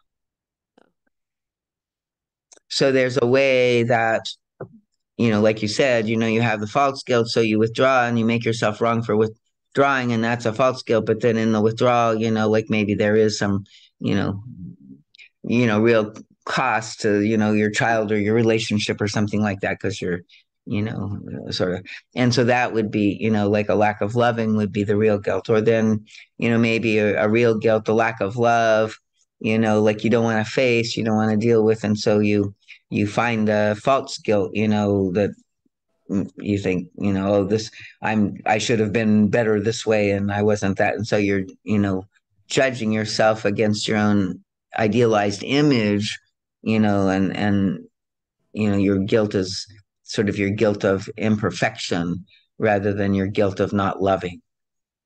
Mm. And, we can be imperfect in our not loving, but it's a that's where the real guilt comes from. It's just in the simple closing of the heart, and we can be sweet and nice and gentle and giving and still have our heart closed. Right. We can be nice to everybody, but keep ourselves held back and protected, and it's all just kind of a mask.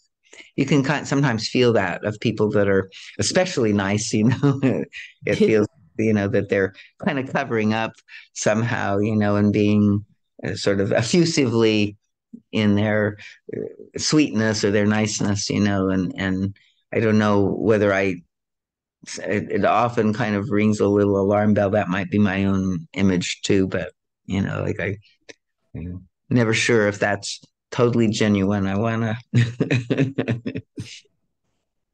So,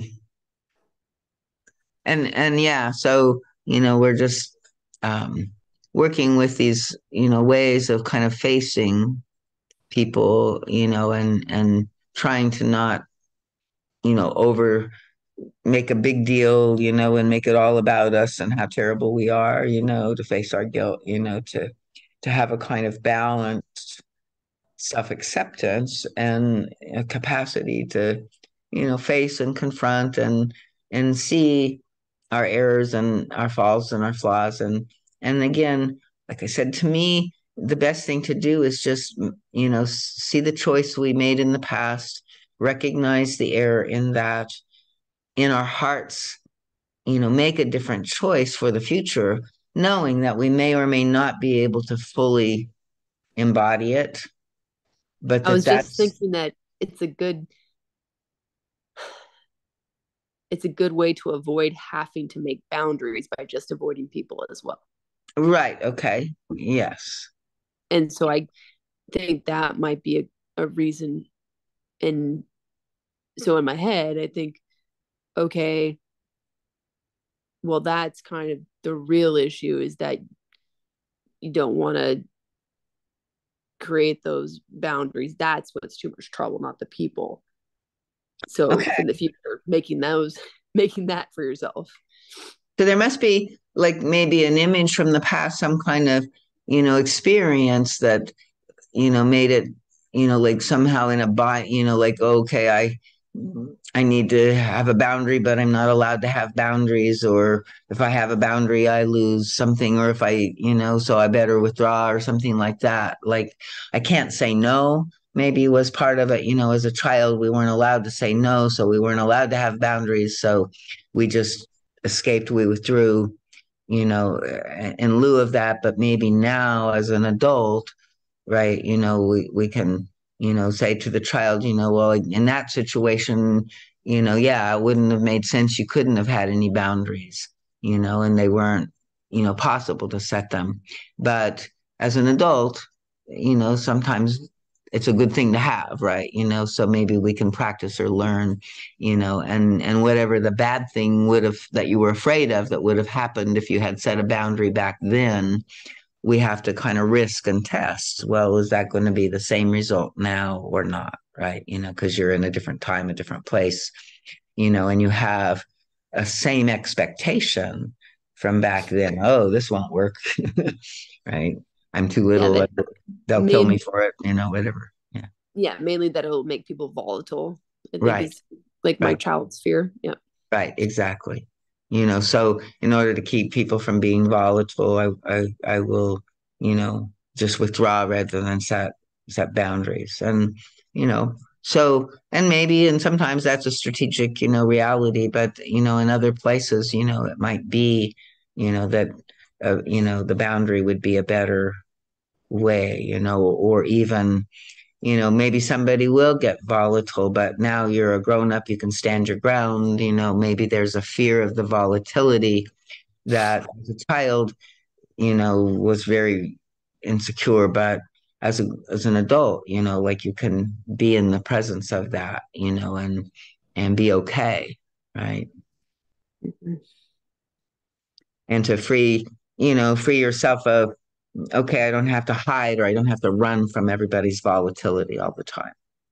I don't prefer it, and I would prefer, but I'm okay. I can stand my ground. I can be in the presence of it. It's not my fault. I don't, I don't have to be afraid of it. What was really interesting so far, like working on the archetype mandala, was so far, and this is a total surprise to me, that I had the highest score from the questions in the section on, I forget how it's labeled, but it's like coming face to face with the dark spirits. Mm.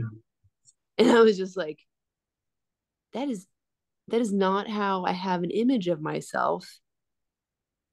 And I'm integrating that right now. Uh-huh. Uh-huh. Interesting. And yeah, and then now this conversation is kind of bringing me back to that, how I really can use this obstacle as an opportunity, because I've tested these edges, and so I shouldn't be afraid of them because I've been to them already. Huh? Good. And in fact, a lot of people don't have the same experiences, haven't been tested, and you know they they're not as like, they don't know that they could exist and thrive at these edges that Right. I already know I can. No, exactly. Exactly. Right. Some of your superpowers really in some ways, right? But it's like to claim that, or to claim that, like you went into that darkness, God took on a sacred wound, but that you're, coming through and out the other side, and your, strength and capacity was, you know, your resilience was established in that depth.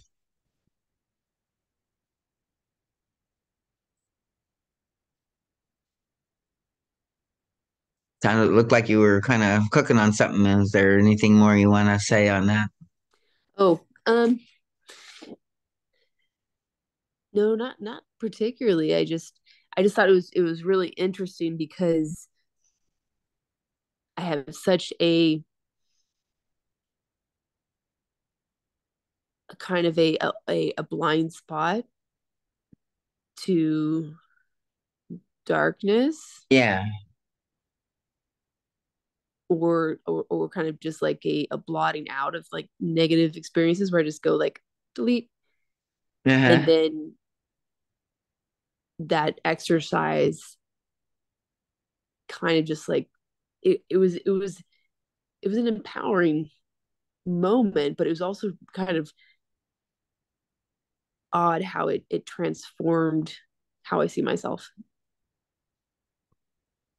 I hear you. I think that it kind of, there is a way that that eagle in you, kind of like you were down in there, and you found your way, or the child found, like kept that opening and there was a lot of strength and stuff I think that was maybe even developed in that, that, were you weren't so conscious of maybe, or, like you sort of you said kind of separated or hid from it, but I think it was the hiding from things that you really encountered, right? Of strong darkness. And so the fact that, you preserved yourself intact more or less, right? That you have visited those realms may make you aware and sensitive in certain ways that are important for your shamanic capacities and that sort of thing. It's like, and I think in some ways, I don't always understand exactly all the differentiations that he has, but the initiation, the wounded healer, the going into the darkness pieces, are all kind of similar in a way, right? We have to do the descent work. We have to go in and face, the outer monsters and the inner monsters, and kind of and then find our way, because that's what the shaman is, somebody that's gone there and then somehow found their way with enough sanity back into the world to function, right? And still have some of that their accesses intact and stuff. So it feels like, that you may have always seen yourself just sort of avoiding all of that, to some degree, but it sounds to me like there's a deeper comprehension and like there was a lot of exposure in ways that is real, so that that initiation or that walk on the dark side or however we want to call it, it's like you're not a you're not an innocent, you're not a novice, you're not a you know uh you've seen what's what people can do with the darkness, right?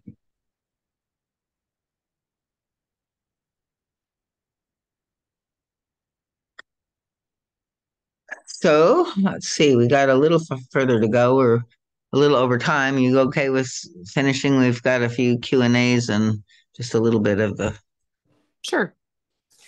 so. So he says, my advice, dear friends, is that when you have a basic understanding of your images and image conclusions for your own clarification, separate the unjustified from the justified guilts, where you might have find where you might have been hurt by others, where you have hurt others by wrong conclusions, directly or indirectly, in fact or in intent. If you have the courage to be truly sorry for the hurts you have unwittingly inflicted on others, if you can take that unjustified guilt upon yourself and face it, it will give you more strength than you realize. It will foster a healthy and constructive attitude. It will set the life force in motion in your soul. And I misread that again. If you take that justified guilt upon yourself and face it, not the unjustified guilt. So, for among many other things, the life force is truth and courage. Accepting justified guilt as being in truth, and it takes courage. The life force will then seep through all your devious channels and affect them so that slowly but surely you will dissolve all the destructiveness of the forces of evil that rage in you due to your ignorance and emotional immaturity. Wow. So, Q&A. One question. The first question refers to the last expression you used. Would you kindly define emotional maturity? Emotional maturity is foremost the capacity to love. Many people imagine they have it. Of course, emotional maturity is a matter of degree. But whenever fear of being hurt, fear of disappointment, or fear of life's risks exist, emotional maturity does not exist. Emotional maturity knows no selfishness. This is relative on earth, of course. It cannot be absolute as yet in your sphere of existence. The more selfish you are, the more immature you are. You may be extremely unselfish in the little outer things, but the outer unselfishness can camouflage your emotional selfishness or egocenteredness. You may give away your possessions, but you are afraid to love or risk being hurt, and thus you withhold love from others. Therefore, you are emotionally immature, although you have reached intellectual maturity. Emotional maturity means being unafraid to pay the price of living, and the price of living includes an occasional hurt or disappointment. The mature person knows this, expects and accepts it, and realizes its worth. When you withdraw into seclusion and become egocentric, you thwart not only others, but yourself. Emotional maturity also means being unafraid of your own emotions. If you have negative emotions, fear of them will not make them disappear. On the contrary, only by facing those negative emotions can you understand their origin, their reason. Only then can you gain real control over them rather than the false control of suppressing them. In emotional maturity, you will no longer fear your positive feelings either, because you will accept an occasional hurt. You will risk expressing your positive feelings rather than withholding them from others, because enveloping the other with warmth, comfort, and tenderness is more important than what might happen to you later. You know, they might reject you or betray you or whatever. Emotional maturity means being able to make a full decision and to accept that you cannot have your cake and eat it too. I have trouble with that one. Unconsciously, most people constantly want to have it both ways, which brings them into conflict with themselves and their surroundings. It also makes it hard to make a judgment or a decision or a boundary, like you say. You know, it's like it's cutting off some possibility. You know, so the emotionally mature person knows that there is always a price to pay. Emotional maturity or emotional health means knowing what you want, wanting what you can have, and being willing to pay the price for it. To give up egotism on all levels of your being, to reach into the depths of your unconscious reactions, which may be contrary to your outward ones, and come to know them fully is to attain true emotional maturity. These are universal truths taught in all religions and philosophies of any value. Humanity has tried for a long, long time to live up to these ideas, yet people have largely ignored the danger of self-deception. They have ignored their habit of using the many layers of consciousness to hide reactions that do not accord with these truths. So you'll often find people who act outwardly according to the universal truths, yet you feel that their behavior is not quite genuine. Inwardly, they are hiding many reactions that are contrary to the universal spiritual truths. The path on which I have the privilege of leading you will avoid these dangers. Your outer and inner reactions will become one. So let us be clear about our aim. We want to find that part in you where you are still undeveloped, where you are primitive in your selfish reactions. Your selfishness may come as a shock at first because it is different from your sincerely felt outer reactions. Whether these outer reactions are really sincere, that is the best you can do, or whether they are an almost conscious hypocrisy, the outer mask must be dissolved in order to look into your soul. There you will find many trends and feelings diametrically opposed to your conscious beliefs about yourself. Your mask has not brought you the gratification you thought to obtain through it.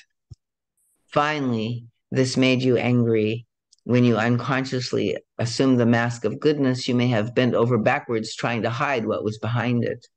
Now you feel abused, taken advantage of without realizing that it was not true goodness that was so unrewarding, but rather false and compulsive goodness.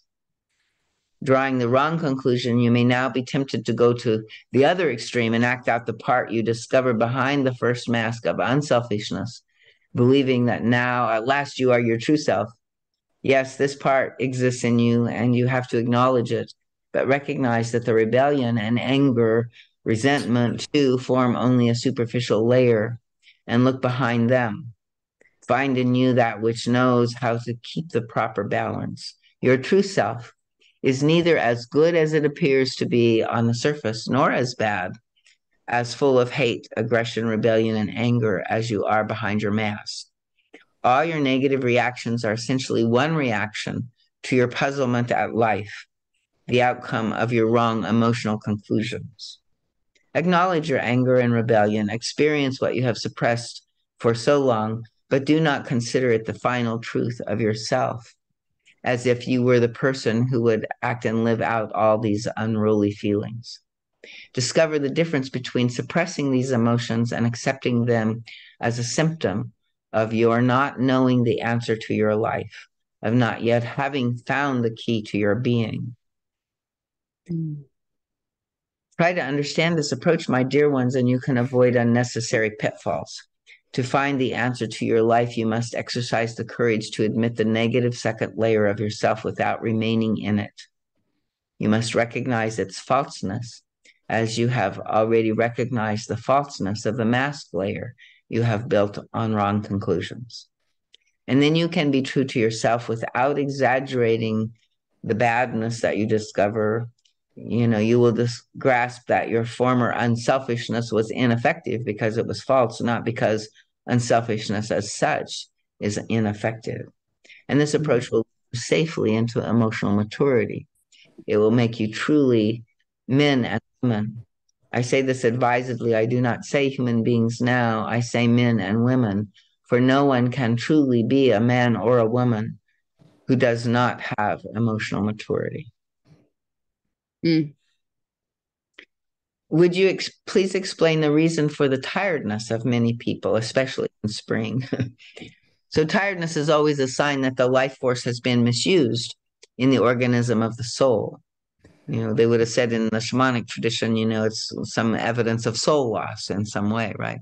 Tiredness results from suppressing the destructive forces of the soul, burying them from the light of consciousness, which can direct them into the right channels until they finally dissolve.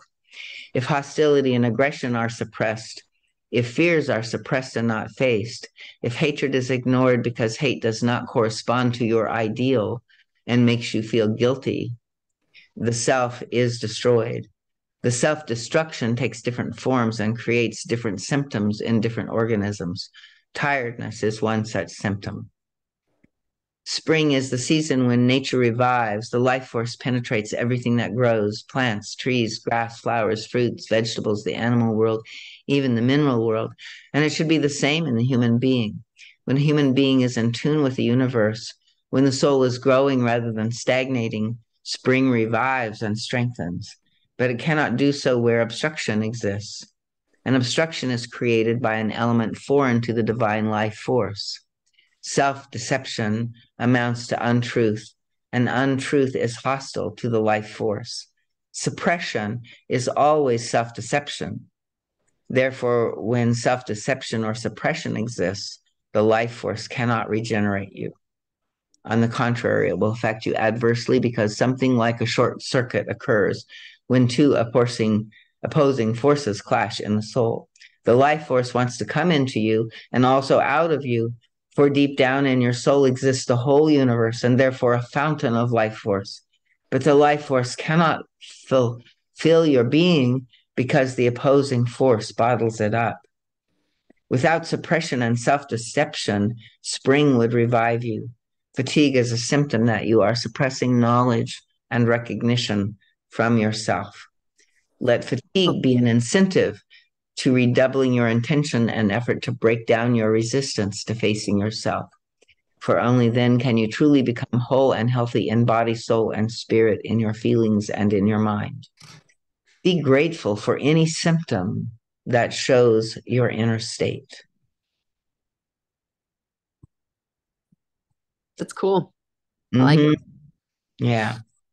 So my question is about Job. For what failures or shortcomings in his life was he made to suffer so much? Answer: for lack of self-recognition and self-deception. Are you familiar with the Bible? Do you know the story of Job? Is that a reference that makes sense to you? Yeah, for the most part. I'm not like a Bible expert, Into but it, yeah, but I yeah, yeah, got the basic general gist of it. yes. So the answer: for lack of self-recognition and for self-deception out of pride and fear. There was in him an impatience to be already perfect, an impatience connected with spiritual pride. He used his desire for good to suppress basic instincts rather than facing them with courage and sincerity. Hmm. Question: is it true, as some interpreters have it, that he played himself up as the patriarch who deserved all the grace of God? In other words, that he was self righteous? Answer: yes, that is pride. There was pride in this respect, but also in other respects. And he manifested extreme self will. His self will wanted to be already at a point that only hard labor and the humility of self recognition can attain. Question: would you kindly repeat what you have said previously about expectation, especially in the form of positive thinking, as opposed to acceptance? So I think this is an interesting Q&A. Answer: each of these basic religious attitudes has a healthy form which become distorted when you embrace its extreme. Rightly understood, positive thinking means knowing that everything must turn to good finally because the divine power is the absolute truth and cannot be conquered by destructive forces. But that does not mean that you can simply do away with the effects of your own past and present errors. On whatever level of your personality the effect exists, you must accept and go through them. The most constructive attitude is a positive acceptance of yourself and life's risks. It includes the humility of accepting yourself as you are now without expecting a perfect life when you are not yet perfect, and the courage to face yourself and to face life as it is. So this is one of the, like a lot of the manifestation and positive thinking kind of things that goes all the way back to these early lectures, because I think even then there was kind of a book on positive thinking, right? And it's kind of like I find the guide's depth with this and kind of distinction is important, that it's not like we want to be negative or, in negative thinking, but that to think that we can just positively think our way out of, you know, the effect of some of our own negativity or, some aspect of our life, then it seems like it's kind of magical thinking, right? And not likely to really come Well, into effect. I would say that I believe in magic. I think you do too. So it's more like it's spiritual bypassing. Okay, It's like breaking the magic rules. right. Yeah, I think that's probably a good way. Yeah, I think magical thinking in quotes, but yeah, Yeah, magic is okay. Yeah, yeah. And a kind of, yeah, bypassing, of the real way that magic occurs in the world, right? So right. positive thinking, when abused, avoids facing that which is now. Mm. It can be successful only where a basic inner perfection already exists to some degree. Otherwise, it must fail and therefore bring disappointment.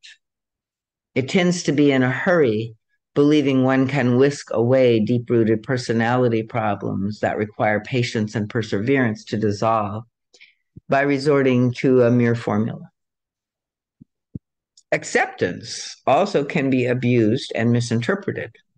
In its healthy form, acceptance helps to shoulder one's imperfections and their consequences, recognizing that one cannot change all at once by a mere act of will. It shows the humility and patience to take any unpleasant result as a healthy medicine. However, it does not mean being pessimistic or looking forward to negative happenings if they are unnecessary. It is, in its sixth sense, acceptance fosters masochistic tendencies hopelessness, and the self-deception of indulging in resignation that is not only unnecessary but sickly. It fosters wrong guilt feelings and seeks to punish the self for them. You must differentiate between the right and wrong forms of both these basic religious attitudes. The wrong kind of positive thinking is self-willed and impatient. The wrong kind of acceptance fosters martyrdom, seeing oneself as the victim. One extreme always creates another. Thus, the healthy way is the middle path, accepting the effects of one's imperfection and going through them in a spirit of courage and humility. By paying the price, you will find happiness and peace. Bearing your cross, which you always make yourself, will give you peace. Accept that you cannot change your emotions in a hurry, which the wrong interpretation of positive thinking tries to do. Eventually, your emotions will begin to change, but only after you have accepted them. In other words, one's expectation of failure or success in an undertaking has no bearing whatsoever. It doesn't matter whether or not one goes into an undertaking with an attitude of hopelessness. Answer: one's attitude always has a bearing, but you cannot say that an optimistic attitude brings a good result and a pessimistic outlook a bad one. As long as you are not clear about yourself, you can have a positive and optimistic attitude consciously, but unconsciously you can also have the opposite. This can happen for various reasons, one being that you do not quite know what you really want. Since you do not understand the reasons, when this conflict results in a negative outcome, you become disappointed and lose courage. At the other extreme, some people constantly assume a negative attitude because they are so afraid of disappointment. They try to avoid the disappointment by shielding themselves with a negative attitude. He has a whole other lecture on that called the pessimism or the superstition of pessimism. So, so it's like if I'm, always expecting the worst, then, I won't be disappointed, right? Kind Yeah. of. And so underneath both the positive and the negative attitude, something else may be hidden. The important point is not so much what you consciously think. It is much more important to learn to become aware of what you unconsciously feel. Mm-hmm. A mere thinking formula can never be truly effective in getting what you consciously want. And I use this a lot myself, like if I'm looking at affirmations or positive thinking, through affirmation, it's like I use it not so much to kind of imprint the positive, on the atmosphere, but I use it to, like, if I say the positive affirmation, it's going to automatically bring up all the voices in me that think that's, not true. Right? My skepticism, like it'll trigger, I don't believe that. Right. And then I can see and look at and explore, the negative beliefs inside, right? And what's blocking maybe the positive affirmation from coming up, so they can be useful in that way, I think, to uncover the inner voices that are not in alignment with them. Um, so only through such an understanding will you finally find the right attitude toward a forthcoming venture, a hope, or anything else in your life. Until you gain the right understanding, the recommended attitude is neutrality. Let go of your self-will without being either optimistic or pessimistic. Just wish to learn from anything that happens to you. Let whatever happens be an indication of where you are and what problems to tackle. You can consider any happening as a reflex of your unconscious reactions. If you observe your emotions, you will finally break through into yourself and get the recognition you need for a more thorough self-understanding. Whatever happens to you now is mostly a repetitive pattern created by your image conclusions. Focusing your attention on recognizing the inner roots of outer events will give you the key to your life. So far, the whole personality may have battled against such recognitions. There is no miracle key. Nothing can truly be solved unless you understand your unconscious motives and trends. Outer measures may sometimes seem effective, but truly your life problem can only be solved when you overcome your resistance to looking into yourself. So here we are in the West, which is sort of on the shamanic medicine wheel, right? The direction of looking within. So Mm. like East, it's the eagle's view, from the great heights. From the South, it's the mouse, the coyote view, right? Really up close now, personal, and then in the West, it's the introspection, the looking within. And in the North, it is that, wisdom of the objective, uh, kind of reality of, uh, seeing from the eyes of spirit, right? Everything is equal and all is good. So, so here we are in the West, and kind of in the fall, which is the direction of the West. And so we're looking at, this strong call. The guide in this lecture is saying, look inside of yourself, get to know underneath the conscious, superficial level of understanding, feel what your feelings are, know what your inner intention and motive is behind, your thoughts and feelings. So, um, objectively listen to the story that you're telling yourself and be curious, like, is that even true? It's what I believe. Is it the truth? Right? Yep. Mm. So what do you defend? Why do you have to defend yourself? Ask yourself such questions when you feel this resistance and this battle in you. I speak to all of you now, my friends, and then you will not need an external forceful rule to find the right attitude for difficult situations in life. Such rule is a crutch. Once you know your unconscious mind, you will just naturally be. You will take life as it comes, and you will have success and failure. Life should bring both, and you will be equipped to meet both. Both will make you strong. If a person is so concerned to have the proper attitude to guard against failure or disappointment, it is an indication that failure and disappointment are greatly feared. And if you fear them so, you lack healthy resistance. I mean, resistance in the positive sense, as when you resist disease, not the resistance that should disappear when you are on the path of searching into yourself. Fear is a disease. Now, my dearest friends, God's love and forces of truth are given unto you. They stream to you, they penetrate and fill your heart. Rejoice in truth. Learn the joy of discovering the truth that you have feared and that may not be flattering. For this is a great joy. Learn this healthy activity. Become strong in it and meet life as you should. For in this way you will become loving men and women. Be in peace, be blessed, be in God. Okay. It's a lot to take in. That's Yeah. These a lot of lectures good always notes. are, like way more. And I just kind of, that's why I like to, I mean, some people kind of teach them by bringing out the main points, but I find just, kind of like receiving each message that God gives. And, over time, they just kind of go in more and more, and I, recognize maybe in places where they're applicable in my life. This lecture was good for me and a deep place where I'm working, and have been working for a while. And, so, it's like I saw a lot of truth in this as well. But I'm still at a place where I can feel my resistance to the choice for love, right? Like still in my defense, still in my child consciousness, still in my, you know, place of lack of surrender. And so again, it's like it used to be that I would be feeling bad or thinking I was wrong or judging myself for that, right?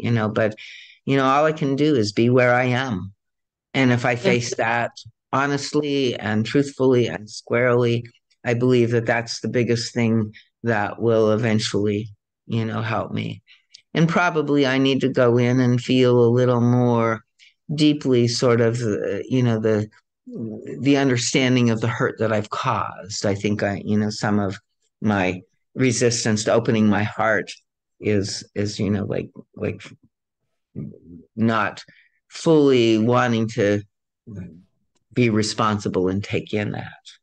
Right. So Definitely. Yep. again, we're both children of God and we're total messes. Beautiful mess. Beautiful messes. Yes.